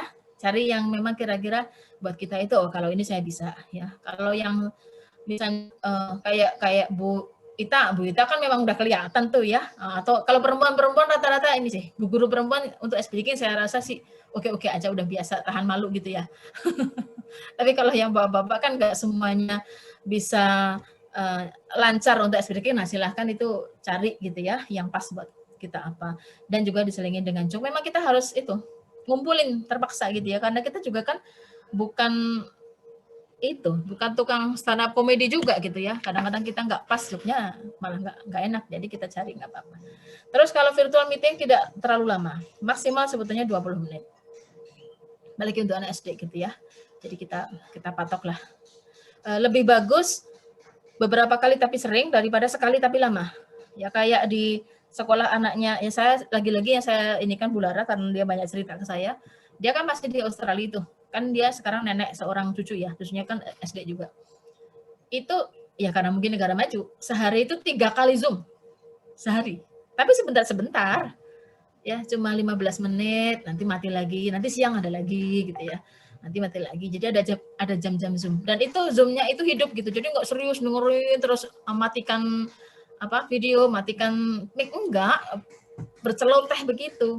Nah, selain menghabiskan energi mereka yang berlimpah ruah, itu juga ini apa istilahnya, mengobati rasa kangen mereka untuk interaksi dengan teman-temannya itulah. Kan biasa kan kalau di kelas fisik kan mereka saling timpal menimpal komentar kan biasa tuh, pada nyeletuk begitu kan. Nah itu nggak apa-apa, kita biarkan nyeletuk di virtual meeting gitu ya. Itu yang jangan sampai hilang ya. Terus ya karena virtual meeting tetap harus dilengkapi dengan media yang bagus gitu ya. Yang kalau bisa yang bergerak, jangan yang diam, supaya anak-anak itu fokus. Kalau memang kira-kira tidak perlu visual yang banyak, manfaatkan podcast. Nah sekarang sudah banyak podcast ya. Apalagi kayak guru-guru tahfiz itu podcast aja. Podcast yang paling umum di kita apa? Spotify kali ya. Tapi kalau mau secara umum sebetulnya Anchor aja. Anchor nanti dia akan mendeliver kemana kira-kira podcast yang pas. Apa Spotify atau apa gitu ya.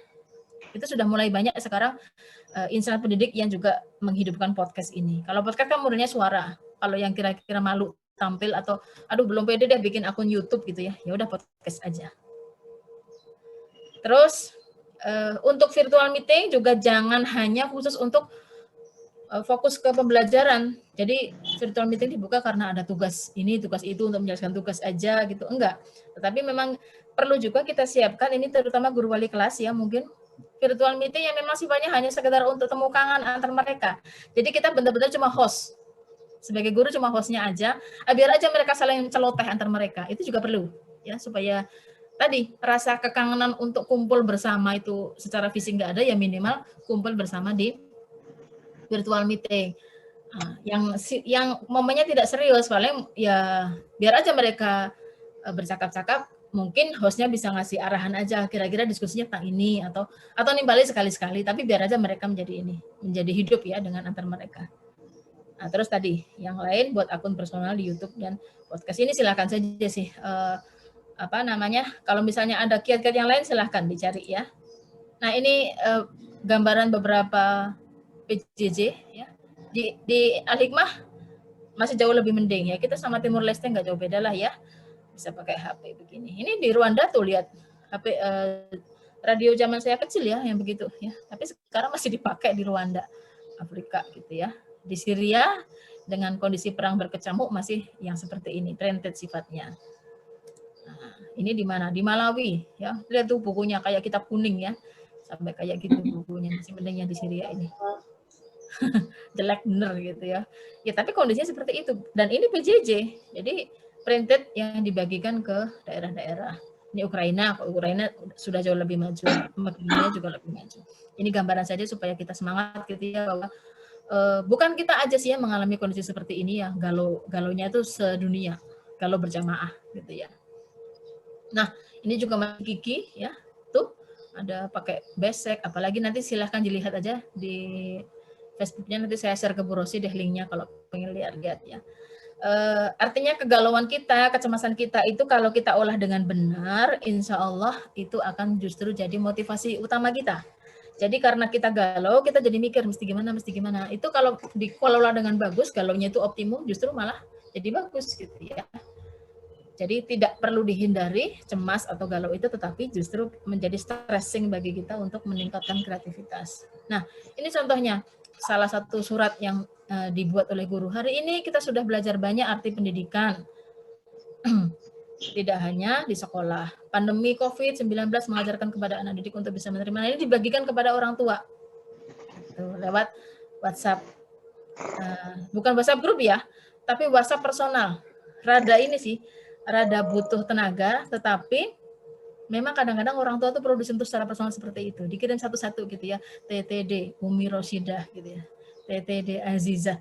Ada gambarnya Bu Aziza kecil, nulis apa sedikit. Kan sekarang gampang kayak gitu ya, pakai Canva bisa, pakai apa bisa. Sebetulnya sih simpel gitu ya. Dan itu enggak harus setiap hari sih, sebulan sekali juga udah bagus ya. Akhir bulan ini Ananda sudah belajar ini ya. Terima kasih. Tapi tinggal kita ganti template-nya aja kan, di atasnya kepada orang tua dari siapa, bawahnya tetap gitu kan, tinggal diganti. Kalau di Canva atau di PowerPoint juga nggak apa-apa, tinggal ini aja kan, di replace aja tuh kepadanya, kita bikinlah sejumlah anak. Saya rasa nggak sulit ya, bisa lah ya. Nah ini kaidah memberi tadi, supaya kita bisa memberi maka kita harus memiliki ya. Fakidu syai'la yu'ti syai'. Kalau kita nggak punya apa-apa, ya kita nggak bisa ngasih apa-apa. Jadi sebagai guru yang excellent, ya, yang inspiratif, kita memang harus banyak belajar dan terus belajar. Ya. Nah, ini salah satu kalimat motivasi. Apapun yang saya lakukan untuk membantu anak-anak akan dikembalikan 1000 kali lipat. Dan tidak masalah apakah hal itu akan terjadi dalam masa hidupnya atau masa hidup anak-anak atau cucunya, ya, anak-anak ideologis maksudnya, murid-muridnya, karena hidupnya selalu terhubung dengan kehidupan generasi selanjutnya. Jadi tingkat keberhasilan kita itu bukan hanya kita lihat pada anak-anak kita sekarang, tapi mungkin saja nanti kepada generasi sesudahnya atau sesudahnya lagi, gitu ya. Nah, ini contoh sekolah yang saya lupa di mana ya, tapi kondisinya yang seperti ini banyak sebenarnya di Indonesia juga, ya. Bahwa yang utama itu bukan hanya sekedar informasi atau pengetahuan, tetapi lebih kepada inspirasi, pembentukan karakter. Ini tadi yang si Ahmad Safawi itu. Nah, ini saya sengaja, ini boleh silakan dipotret, nanti dibuka aja link-linknya ya. Ini malah buku ya, buku kisah guru tangguh di tengah pandemi, mungkin membuat jadi apa namanya, termotivasi ya, tersemangati ya. Kalau ini di Cina ini, saya lupa namanya, Zheng Fa atau siapa. Guru-guru dengan cacat seperti ini tapi yang terus semangat mengajar. Ya silahkan dicari, di sekitar kita juga pasti banyak. Kita juga mungkin punya guru-guru yang terus kita ingat sepanjang zaman. Nah, berarti dia menjadi guru yang inspirasi. Nah, ini contoh buat saya sendiri sih ya. Artinya saya mengidolakan mereka sebagai guru saya. Ada yang guru, ada yang dosen, dan mereka mengingat saya gitu ya. Jadi saling mengingat tadi. Ya. Ini ini guru SD nih yang nulis, sekarang udah almarhum, kira-kira 3 tahun lalu almarhum. Waktu itu beliau sakit sampai dirawat di ICU di Rumah Sakit Sarjito Jogja. Terus kami murid-muridnya ini kirim ya tali AC lah ya, ngumpulin tali AC yang rumahnya Jogja, saya minta untuk datang ke rumah sakit.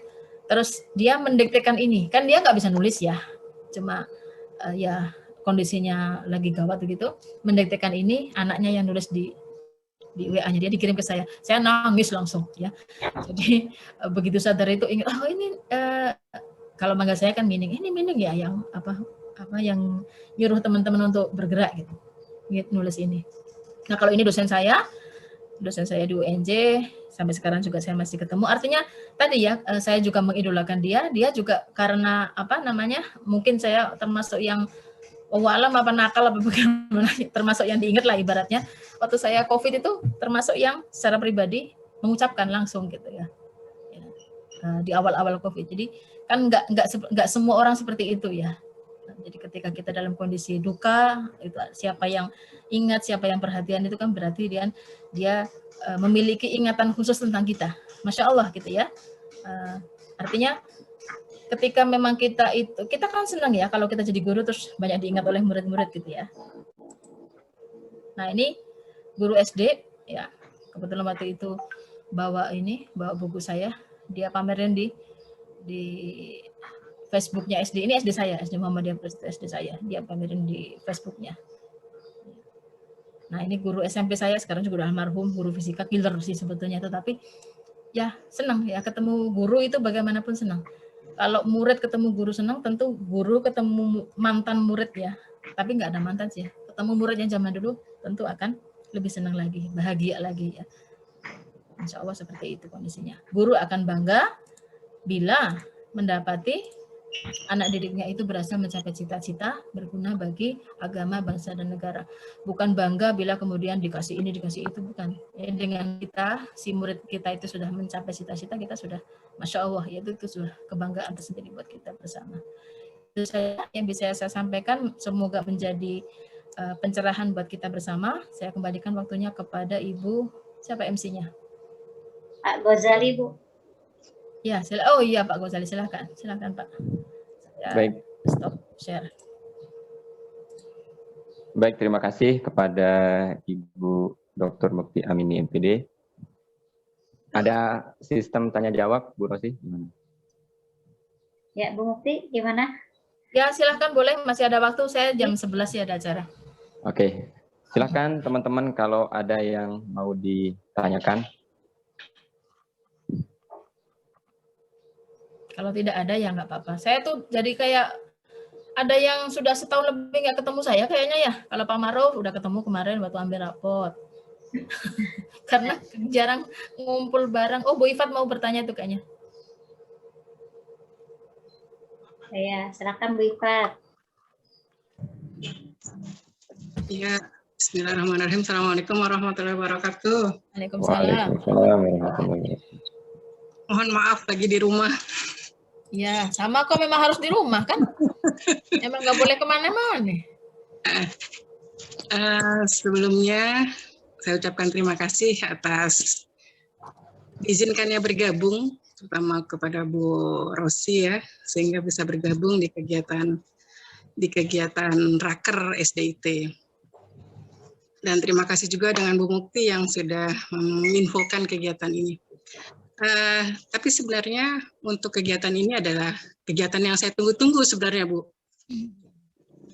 Dalam artian ada dari pihak unit atau yayasan itu kita mengadakan kegiatan raker dalam kondisi yang pandemik seperti ini. Sehingga ada pencerahan bagi kami guru-guru terutama di TKIT, pencerahan untuk memotivasi kami ya, sehingga kita bisa lebih semangat lagi dalam menjalani kegiatan PJJ ini. Nah, dari materi yang tadi disampaikan Bu Mukti, alhamdulillah sangat menginspirasi dan sedikit bercerita tentang TKIT Al-Hikmah, bahwa awalnya itu ketika di awal PJJ itu sempat agak sedikit bingung ya, apa yang kira-kira harus kita berikan kepada anak-anak gitu. Karena kan kondisi anak AUD itu beda dengan anak-anak yang lebih tinggi ya. Justru kan di saat anak AUD itu kan lebih mengedepankan sosial emosi yang dibutuhkan. Tapi justru sosial emosinya saat ini justru dibatasi gitu.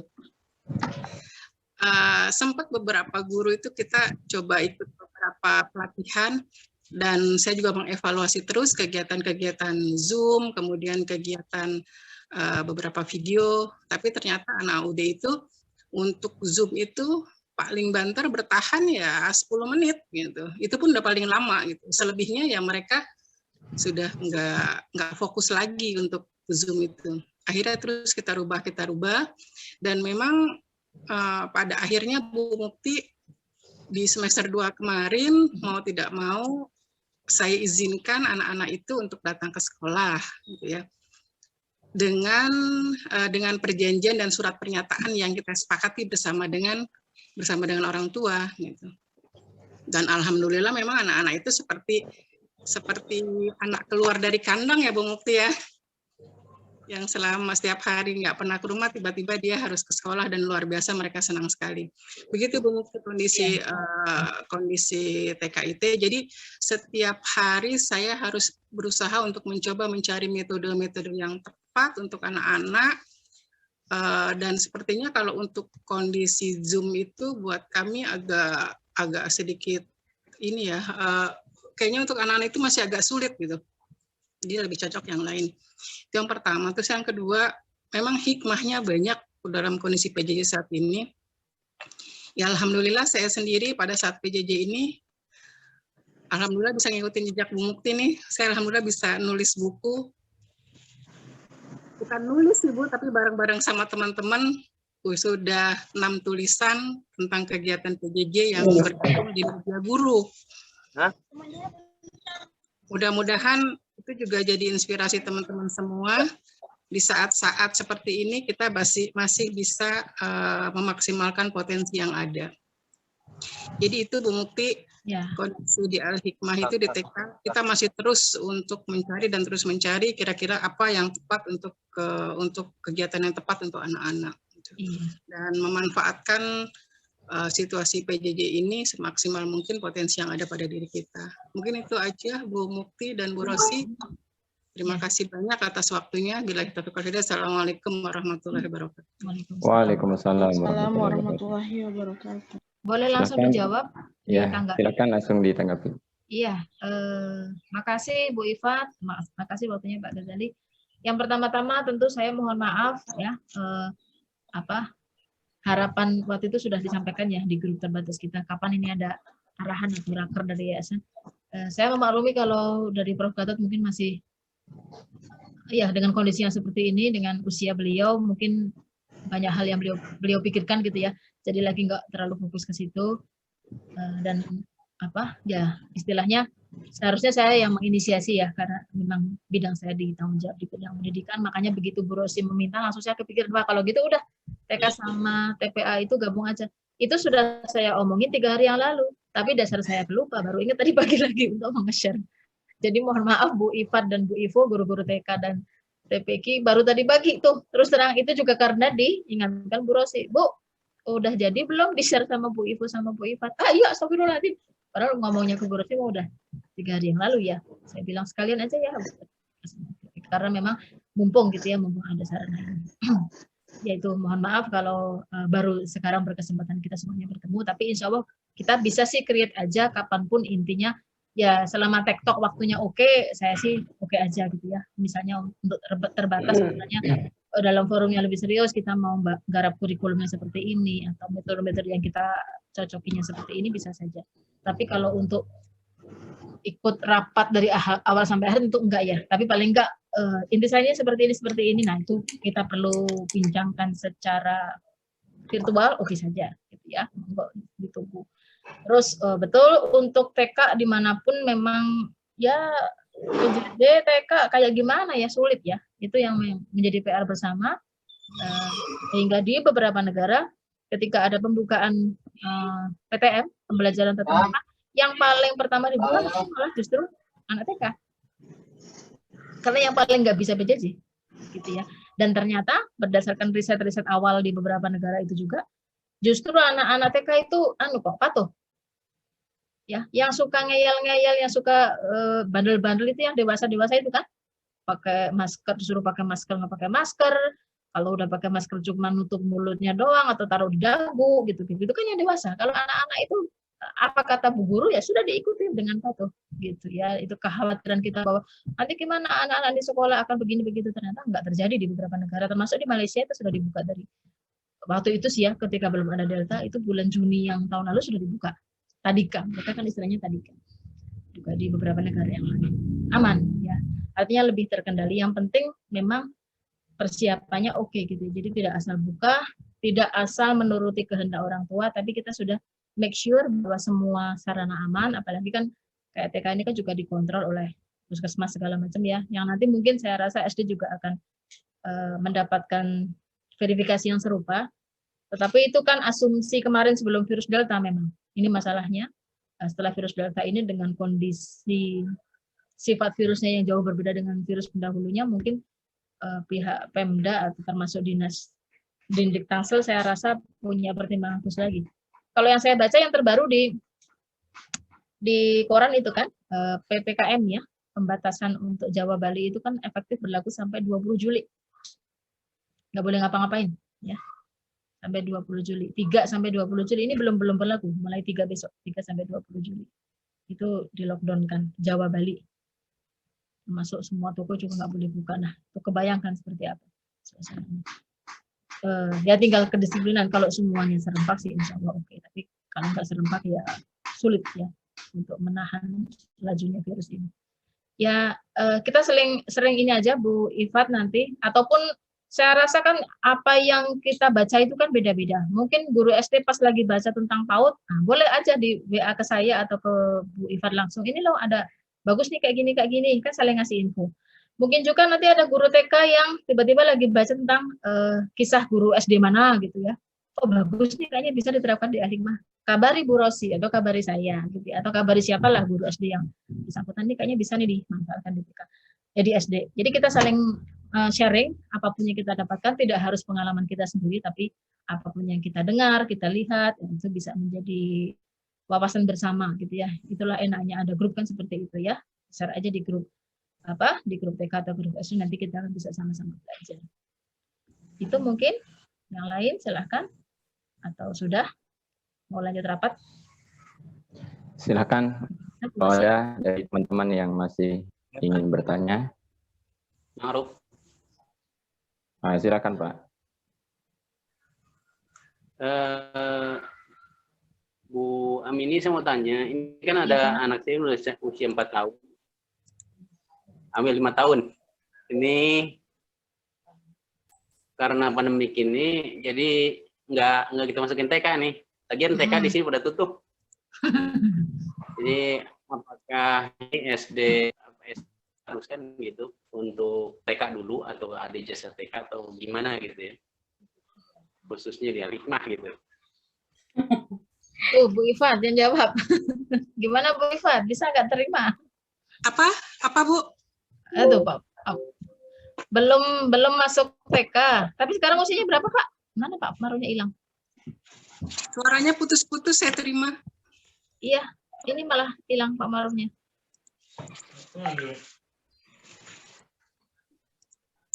Saya izin matikan kamera ya Bu. Iya. Mana tadi yang bertanya ya? Putus nih, saya terima. Pak Maruf boleh diulangi Bu Ifat, pengen dengar nih sebagai orang TK. Kayaknya terpapar Bu. Iya, ini ada tapi nggak bisa bicara Pak Maruf. Kalau saya nggak salah tangkap tadi, putranya sudah 5 tahun, tetapi belum terdaftar di TK. Gitu. Terus bagaimana ini apa? Gimana ya? Maksudnya mau daftar ke TK Al-Hikmah atau bagaimana? Atau memang tidak? Datang aja Bu, kan kalau dari keluarga besar enggak, sebenarnya saya pertanyaannya Pak Maruf juga belum jelas. Mau daftar TK atau mau nunggu sampai jelas nggak daring apa gimana tadi Mas? SD Alik. Adanya ijazah TK gitu. Gimana? Seperti SD kan punya ijazah TK tuh.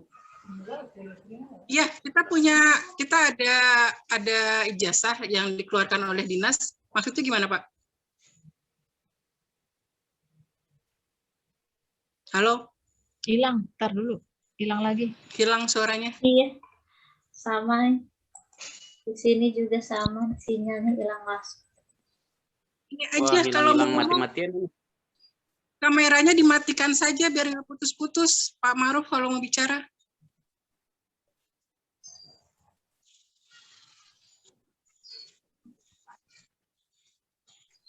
Nah, silakan Pak Ma'ruf. Hikmah itu apakah harus memakai ijazah TK gitu? Mengingat untuk masuk SD. Mengingat nih anak saya ini udah 5 tahun nggak masuk TK karena ya di sini TK udah tutup di Pengasinan. Jadi lagian ngeri juga anak-anak itu masukin ini ke TK. Oh, ini kaitannya sama SD ya. Saya tadi ngehnya ke TK. Maaf. Iya. Ya sebetulnya kalau misalnya ketentuan apakah harus dari TK, sebetulnya tidak gitu ya, karena bagaimanapun memang apa namanya, ya TK itu tetap namanya pendidikan anak prasekolah, tetapi kan ada tes kesiapan bersekolah, tes TKS itu ya, tes kesiapan bersekolah itu agak riskan ketika memang dia tidak lewat TK biasanya gitu ya. Artinya dengan kondisi daya tampung dan sebagainya, ketika lewat tes psikolog itu kalau memang tidak TK harus dipastikan, atau ya tadi suasana di rumah seperti apa, kayak homeschooling tapi untuk anak PAUD lah gitu. Artinya dia memang siap untuk masuk kelas 1 SD karena kan ada ininya, ada screeningnya di situ gitu ya. Screening ini bukan untuk membatasi atau apa, tapi kaitannya kan dulu kita lakukan karena daya tampung juga ya Bu Rosi ya. Iya. Hanya membludak ya kita cari yang memang kira-kira lebih siap lah tes kesiapan bersekolah. Jadi kaitannya dengan kesiapan bersekolahnya itu aja Pak Ma'ruf. Saya rasa perlunya TK di sana gitu ya. Meskipun tetap saya sarankan ya, apalagi Pak Ma'ruf ini kan orang al-hikmah juga, itu kata Bu Ifat daftar aja di TK gitu ya.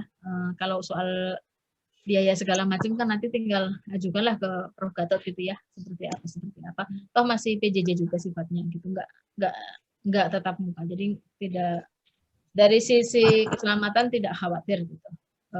Paling enggak tadi persiapan untuk menuju ke jenjang sekolah selanjutnya itu sudah mulai kita tata gitu kan. Kan namanya memang pendidikan anak prasekolah itu kan memang mengajarkan sosialisasi dulu. Beda dengan pergaulan dengan anak tetangga atau dengan kita dengan orang dewasa, kan di situ masalahnya. Sosialisasi sekaligus mengenalkan belajar sambil bermain. Yang ngajar kelas 1 siapa sekarang Bu Rosi? Bu Dona. Bu Dona dengan? Bu Dona, Bu Alif, Bu Alif, Bu Nopi. Ya, saya lihat di Al-Hikmah udah bagus ya. Jadi di SD kelas 1 itu kan settingnya kan masih seperti itu tuh. Mirip-mirip TK lah gitu ya. Karena memang ya begitu memang filosofinya. Apalagi kayak Bu Alif kan psikologi ya. Paham lah itu ya. Tidak boleh langsung skolastik begitu di TK. Kayak sekolah negeri kan gitu tuh. Setting kelasnya dari SD kelas 1 sampai dengan SD kelas 6 sama aja kayak gitu. Bangku berjejer ke depan gitu. Itu sebetulnya tidak pas ya dari sisi perkembangan anak. Jadi kelas 1, kelas 2 itu ya memang suasananya masih dibikin tidak jauh-jauh dari TK. Nanti kalau sudah kelas 3 ke sana baru lebih serius gitu ya. Makanya guru SD yang kelas 1 itu juga bisa menjadi guru TK sebenarnya, atau dibalik, guru TK jadi guru SD kelas 1 bisa. Dan guru SD kelas 1 itu tidak boleh hanya menerima anak yang sudah bisa membaca gitu sebenarnya aturannya. Jadi kalau daya tampung kita cukup, kita kan pengennya kan semuanya kita terima ya. Tapi biasanya kenapa kemudian dipilih yang lebih siap ya karena kaitannya sama daya tampung aja Pak Ma'ruf. Cuma kalau anak orang yayasan kan pasti beda ya. Jaminannya bisa lah diterima. Tapi sih saya sarankan tetap masuk meskipun tahun saja. Ya Bu Ifat ya. Meskipun hanya TKB saja enggak apa-apa. Paling enggak dia sudah lebih siap mental lah untuk berinteraksi lebih intens dengan anak-anak yang lain kalau sudah masuk sekolah. Bu Mukti izin menambahkan dikit. Kemarin kebetulan ikut webinar di Bogor ya, Bogor. Itu mereka sudah mulai menerapkan, sudah mulai sosialisasi tentang wajib PAUD 1 tahun, Bu. Sudah mulai disosialisasikan. Bogor dan Bekasi. Sudah mulai Memang disosialisasi. belum memang sampai saat ini. Mungkin Tangsel berikutnya. Jadi Ya, nanti ada kewajiban sebelum ke SD itu anak-anak harus PAUD dulu minimal 1 tahun. Itu aja sih yang saya dapatkan kemarin. Ya, itu tambahan info ya. Terima kasih, Bu. Halo, Assalamualaikum. Waalaikumsalam, Bu Dona. Ya, Bu Dona. Ikut nimbrung nih, Bu Mufti. Silakan. Ya, monggo. Ya, alhamdulillah. Boleh kasih testimoni nggak? Boleh banget. Gimana sebagai guru kelas 1? Iya, alhamdulillah masih dipercaya di kelas 1 walaupun sekarang daring ya, kurang maksimal ya untuk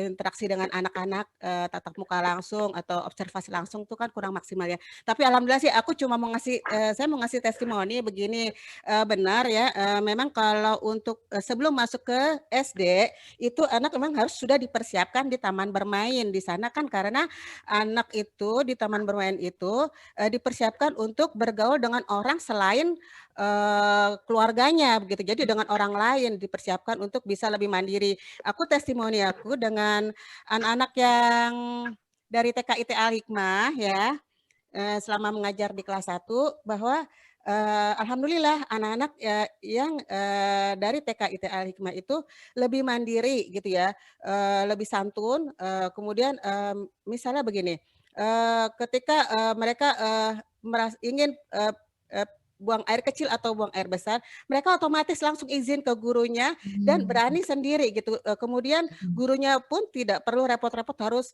mengantarkan, mencebokinnya atau memakainya, karena sudah di toilet training, sudah dididik kemandirian di TK gitu. Jadi ini sangat membantu sekali ketika anak-anak itu sudah masuk ke dalam usia yang sebenarnya usia belajar begitu. Jadi sudah siap belajar.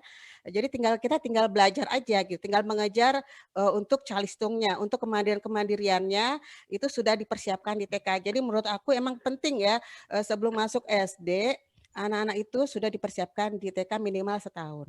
Itu. Testimoni buat TK IT Al-Hikmah. Alhamdulillah ya masih. Ya. Alhamdulillah. Kelihatan bedanya. Bu Dona. Iya. Kemudian juga lebih ini ya, lebih berinteraksi dengan teman-teman, nggak takut-takut, nggak menarik diri gitu. Mereka anak-anak itu lebih mudah membaur karena mungkin sudah terbiasa dididik mandiri, ditinggal oleh orang tuanya, mengantarkan ke sekolah, ke TK, teman bermain, kemudian pulang, kemudian jemput lagi. Jadi disitulah pentingnya untuk bersosialisasi. Iya, karena yang kita kejar kan bukan kemampuan akademiknya, tapi keterampilan dan spiritual dan sosialisasinya juga. Ya begitu aja testimoninya sebagai guru kelas 1. Jadi terlihat ya dampaknya ya. Iya. Kalau masuk PAUD sama enggak, apalagi PAUD-nya PAUD Al-Hikmah, TK Al-Hikmah. Kalau membaca, menulis dan berhitung itu bisa menyusul sesuai dengan usianya nanti akan bisa dengan sendirinya gitu Bu. Jadi nggak harus digeber di TK. Itu. Iya. Makasih Bu Dona. Iya sama-sama Bu. Bu Iva tangannya nggak turun-turun, Bu Iva nggak capek. Udah begitu aja Bu. Buat Pak Maruf juga jangan ragu masukin ke TK. Oh, ya, Pak Maruf. Bu Iva juga udah siap nerima. Yang penting sudah punya surat jalan buat masuk ke SD. Kan emang coba tanya Bu Wahyu bisa nggak gitu tanpa melalui ke pendidikan TK langsung SD. Coba bisa nggak begitu? Masukin aja Bu Iva udah siap nampung kok tuh. Siap, Aziza juga katanya mau masukin anaknya nih. Ditunggu Bu Aziza. Oh udah gede aja tuh anaknya Bu Aziza. Gue nggak bisa bayangin nih 3,5 tahun gimana kalau nge-zoom ya? Bakal bubar. Bu tidak nge-zoom Bu. Ada waktunya. Kita TK kita ada home visit segala sih Bu waktu itu. Kalau nggak mereka datang ke sekolah kita bergilir, kita yang muter. Bu Ali boleh testimoni Bu Ali. Iya, apa Ibu? Bismillahirrahmanirrahim. Perkenalkan, saya salah satu orang tua dari anak di TK IT Al-Hikmah. Ini sebagai orang tua ya, bukan guru ya sekarang. Oh iya. Ya, alhamdulillah. Setelah anak saya masuk di TK, jadi lebih apa ya, lebih percaya diri, kemudian Masya Allah. Aku maunya Ultraman nggak banyak. Hei, mau Ultraman ya. Lebih berani mengungkapkan, kemudian apa ya? Masya Allah, pokoknya TKIT Al-Hikmah the best. Alhamdulillah. Ya kalau bukan kita yang membesarkan TK Al-Hikmah yang sama-sama satu yayasan, siapa lagi kan? Kita ya. Yang dari TPQ siapa ya? Saya belum hafal satu persatu. Bu Vivi Hairunisa. Ada Bu Rizky, Bu. Saya, Bu. Oh, Bu Ibu. Nah, itu Bu Ibu. Iya, Bu. Boleh bicara salah satu mungkin mewakili TPQ apa gimana? Nah, ini TPQ juga kesulitannya berbeda lagi ya, apa masalahnya kayaknya. Silakan. Ibu maaf, saya videonya dimatikan karena bolak-balik lagi ngurusin anak. Oke, silakan. Ya, Bismillahirrahmanirrahim. Assalamualaikum warahmatullahi wabarakatuh. Waalaikumsalam. Pertama saya ucapkan terima kasih kepada Ibu Rosi yang sudah bisa mengizinkan kami untuk bergabung dalam raker SDT seharusnya ya. Yang kedua kepada Ibu Mukti yang sudah memberikan menjadi inspirasi buat kami khususnya saya dari lembaga TPQ dalam hal KBM di sini khususnya metode pembelajaran secara PJJ. Untuk kesulitan di TPQ memang kemarin belum apa namanya tersimpulkan secara besar ya Bu, karena kemarin kita masih offline dan dari mulai tanggal 27 Juli itu kita sudah mulai offline gitu. Jadi masih belum mengalami kendala yang PJJ itu bagaimana gitu ya. Mungkin tahun ini nanti kita akan lebih banyak belajar dan merekomendasikan beberapa metode yang kreatif, yang inovatif, yang tidak membosankan. Dari tadi sharing dari Bu Mukti banyak sekali yang bisa kita ambil, yang bisa diterapkan nanti untuk kedepannya dan mudah-mudahan PJJ-nya tidak berlangsung lama ya. Mungkin karena emang sejak menggunakan metode UMI ini anak-anak sangat enjoy dan menikmati sekali di dalam kelas. Jadi mungkin itu dari TPQ yang mudah-mudahan dengan sistem pembelajaran PJJ nanti muridnya tidak berkurang. Itu aja harapan kita. Terima kasih sebelumnya Bu Rosi dan Bu Mukti. Assalamualaikum warahmatullahi wabarakatuh. Waalaikumsalam warahmatullahi wabarakatuh. Ya, saya apresiasi ya kepada guru-guru tahfiz terutama. Alhamdulillah saya juga melihat perbedaan itu ya ketika Hiban, karena saya tahunya kan Hiban ya. Pakai Umi itu ya memang lebih pas ya, makhrajnya lebih enak gitu saya lihatnya gitu ya. Dia lebih enjoy, terus kelihatan meningkatnya itu cepat. Dan saya tanya beberapa orang tua yang saya kenal ya sama pengaruhnya ke anak-anak sudah jelas lebih bagus gitu ya. Nah, tinggal hafalannya nih. Kalau hafalan kan masalah individu anaknya ya. Nah, kalau model Hiban tuh ya begitu deh. Gitu ya. Tapi kalau yang penting kan mahrajnya benar dulu ya, tasbihnya benar dulu tuh saya lihat udah pas banget kalau pakai Umi itu. Jadi kita pertahankan itu. Nanti sambil namanya kita belajar nggak selesai kan ya, sambil kita terus belajar, mungkin nanti ada metode apa lagi. Dulu Pak Rosyid itu kan pernah studi banding ke apa Pak yang Klaten namanya Nurul Hidayah. Saya lupa. Nurul Hidayah kalau nggak salah ya, yang di Klaten itu. Nah, itu mereka sudah bikin buku sendiri juga. Ya, jadi mereka pernah pakai Qiraati, pernah pakai Umi, akhirnya sekarang ustadz-ustadz tahfiznya berkumpul, mereka sudah bikin metode sendiri, ada bukunya sendiri. Nah, itu kapan-kapan juga kita mungkin perlu lihat ya perjalanan belajar mereka sampai ke sana, karena sampai dengan saat ini Nurul Hidayah apa Fajar Hidayah sih, saya jadi lupa namanya. Itu salah satu sekolah unggulan yang paling bagus dalam sisi itu Quran ya, tahfiz, termasuk tahfiznya gitu ya. Itu banyak kesaksian begitu. Memang bukan boarding sama kayak kita, dia full day school aja. Ya, mungkin nanti kapan-kapan kalau udah nggak ada pandemi lagi kita ya bisalah nanti ya sharing-sharing atau studi banding lagi atau bagaimana nanti kita lihat. Oke, saya kembalikan ke Pak Ghazali. Bagaimana? Kok jadi ibu-ibu? Fotonya baik. Teman-teman sudah cukup apa masih ada yang mau bertanya? Kalau sudah cukup tidak apa-apa. Bu Rosi cukup Bu? Ya, ada lagi nggak? Kalau nggak ada ya Pak Dedi. Oh, Pak Dedi. Oh, Pak Dedi, monggo. Pak Dedi. Oh, iya. Assalamualaikum warahmatullahi wabarakatuh. Waalaikumsalam warahmatullahi wabarakatuh. Bu, di sini kami di SD-nya itu memakai bukunya Yudhistira. Saya rasa mungkin buku ini memang udah diuji, udah memang mungkin untuk mata pelajaran lain ya mungkin udah pas ya. Tetapi kalau pelajaran olahraga itu kadang-kadang nggak pas gitu. Jadi di sini saya lihat ada kata-kata yang memang tidak pas dengan gerakan yang mereka munculkan di buku itu. Sedangkan di buku itu kan udah dipegang anak-anak, ya. Jadi pelajarannya kita tidak bisa lari dari pelajaran yang sudah ada di buku, ya. Jadi di sini ada buku-bukunya itu saya merubah-rubah gitu mencocokkan ya. Jadi yang seperti gitu saya bikin seperti gini. Nanti bagaimana itu takut orang tuanya gitu. Orang tua murid melihat loh ini kok nggak ada di buku sini gitu. Contoh juga ada gerakan-gerakan yang saya buat sendiri di mana ada satu buku itu hanya 1 KD yang contohnya tentang senam. Yang saya lihat kemarin itu ya mungkin karena memang juga saya memang udah banyak yang saya pelajari di senam sehingga saya di buku kelas 3 itu di buku kelas 3 3G itu satu buku itu hanya tentang senam.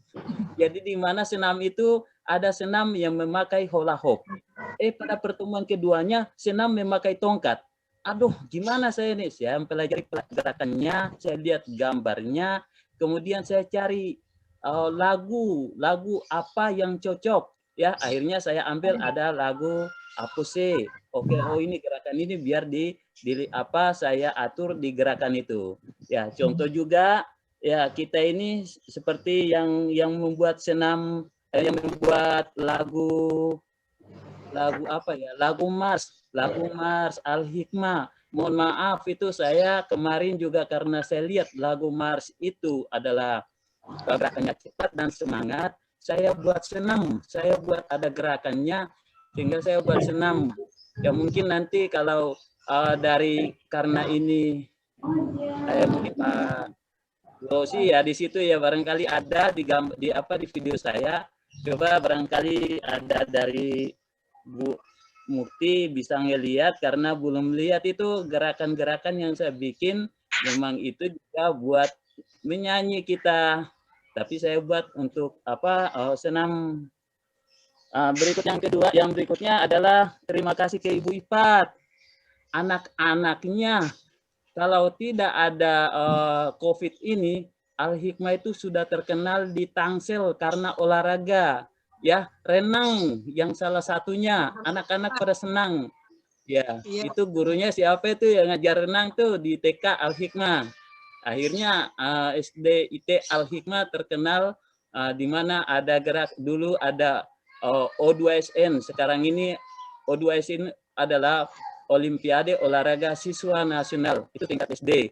Itu Al-Hikmah udah bisa berbicara sampai di Tangsel karena olahraga renang itu. Makasih Bu semuanya. Ya. Assalamualaikum warahmatullahi wabarakatuh. Waalaikumsalam. Ini nanti tentu Bu Rosi secara kebijakan yang bisa lebih menjawab ya. Tapi kalau saya sih prinsipnya gini, kita mengajarkan acuan utamanya kan tadi ya kompetensi yang kemudian di breakdown menjadi indikator-indikator itu. Nah untuk olahraga sendiri kan ada beberapa. Kita kan kolegial ya sifatnya. Ada Pak Mustafa, ada Pak Dedi, siapa lagi saya nggak hafal deh olahraga. Saya berdua Bu.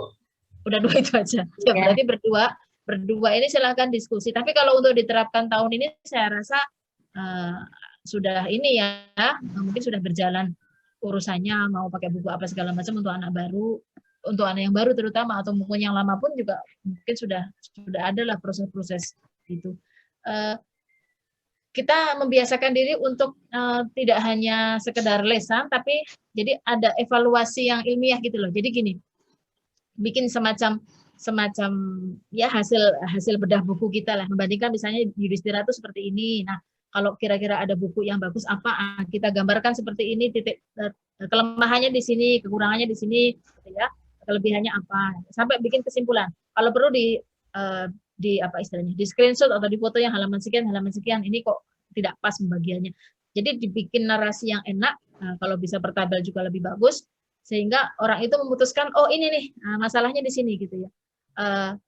Tidak ada sih sebetulnya, oh berarti harus pakai Yudhistira semua, juga nggak ada. Saya rasa kalau memang bisa apa namanya, menyelipkan penerbit lain untuk mata pelajaran tertentu, nggak masalah. Kayak Inggris kan sampai sekarang kan juga kita nggak pakai Yudhistira kan, kita pakai yang apa tuh, yang full bahasa Inggris itu kan.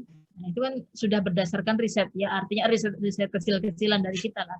Nah, saya rasa sama dengan olahraga juga seperti itu aja Pak. Jadi bikin secara tertulis, nanti berdua sama Pak Daulay, Pak Mustafa bikin itu kayak evaluasi konten lah, bedah buku evaluasi konten buku Yudhistira seperti ini, dilihat sekilas ya, kelas 1 sampai kelas 6 gitu ya.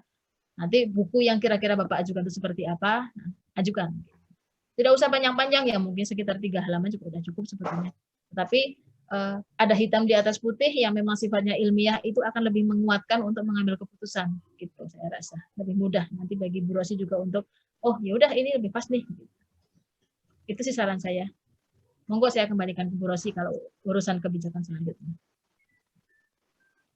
Ya, Bu, kalau buku memang kita untuk olahraga memang belum ada ini ya, masukan dari Pak Dedi sebelumnya terkait ini ke kami. Jadi memang dan kebijakan juga untuk penggunaan buku dari yayasan juga, kami kembalikan ke yayasan, karena yayasan yang memilah, kami hanya ibaratnya semua penerbit masuk ke kami, maka kami serahkan ke yayasan mana kira-kira buku yang akan dipilih oleh yayasan yang akan digunakan oleh sekolah. Cuma kita akan memberikan referensi kira-kira di antara buku yang terbaik, sepertinya buku ini Pak yang lebih baik gitu. Kita sudah kasih referensi, tapi lagi-lagi yayasan yang akan menentukan kebijakan buku mana yang kita pakai. Oke. Ya. Jadi maksud saya ketika ada usulan tertulis seperti itu, akan mudah bagi Bu Rosi untuk memforward ke yayasan juga kan? Tinggal diserahkan ke PPH. Ini loh Pak, ada masukan dari guru Pak Dedi dan Bu Mustafa untuk khusus untuk olahraga.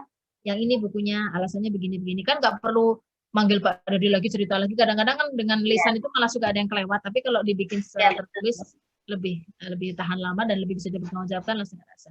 Apapun sih sebetulnya nanti ketika misalnya ada kegiatan ini, kegiatan itu yang kita memang inginkan, kita kan terbuka ya sebetulnya, apalagi dalam PJJ ini kan kita harus variasikan. Kalau standarnya yang tatap muka kan kita sudah ada beberapa kegiatan yang standar tuh, entah study tour atau apa. Nah itu kita gantinya apa, nggak apa-apa ya, sharing saja. Kalau saya sih percaya dengan bahasa yang tertulis itu biasanya jauh lebih mudah diterima daripada yang sekedar lesan. Kalau lesan itu ya oke, tapi habis itu kadang lupa lagi gitu ya. Tapi kalau tertulis tuh nanti yang tanggal sekian loh Bu, yang saya ajukan tanggal sekian itunya, saya bisa kita lihat lagi. Apalagi kan lewat email gitu kan udah jelas itu ada arsipnya, bisa dilihat lagi. Oh iya nih kayaknya bisa nih gini. Selama ada ibaratnya minimal SWOT sederhana aja, udah oke gitu. Karena keputusannya nanti ya dari PPH kan, saya juga kan ngikut PPH sebetulnya.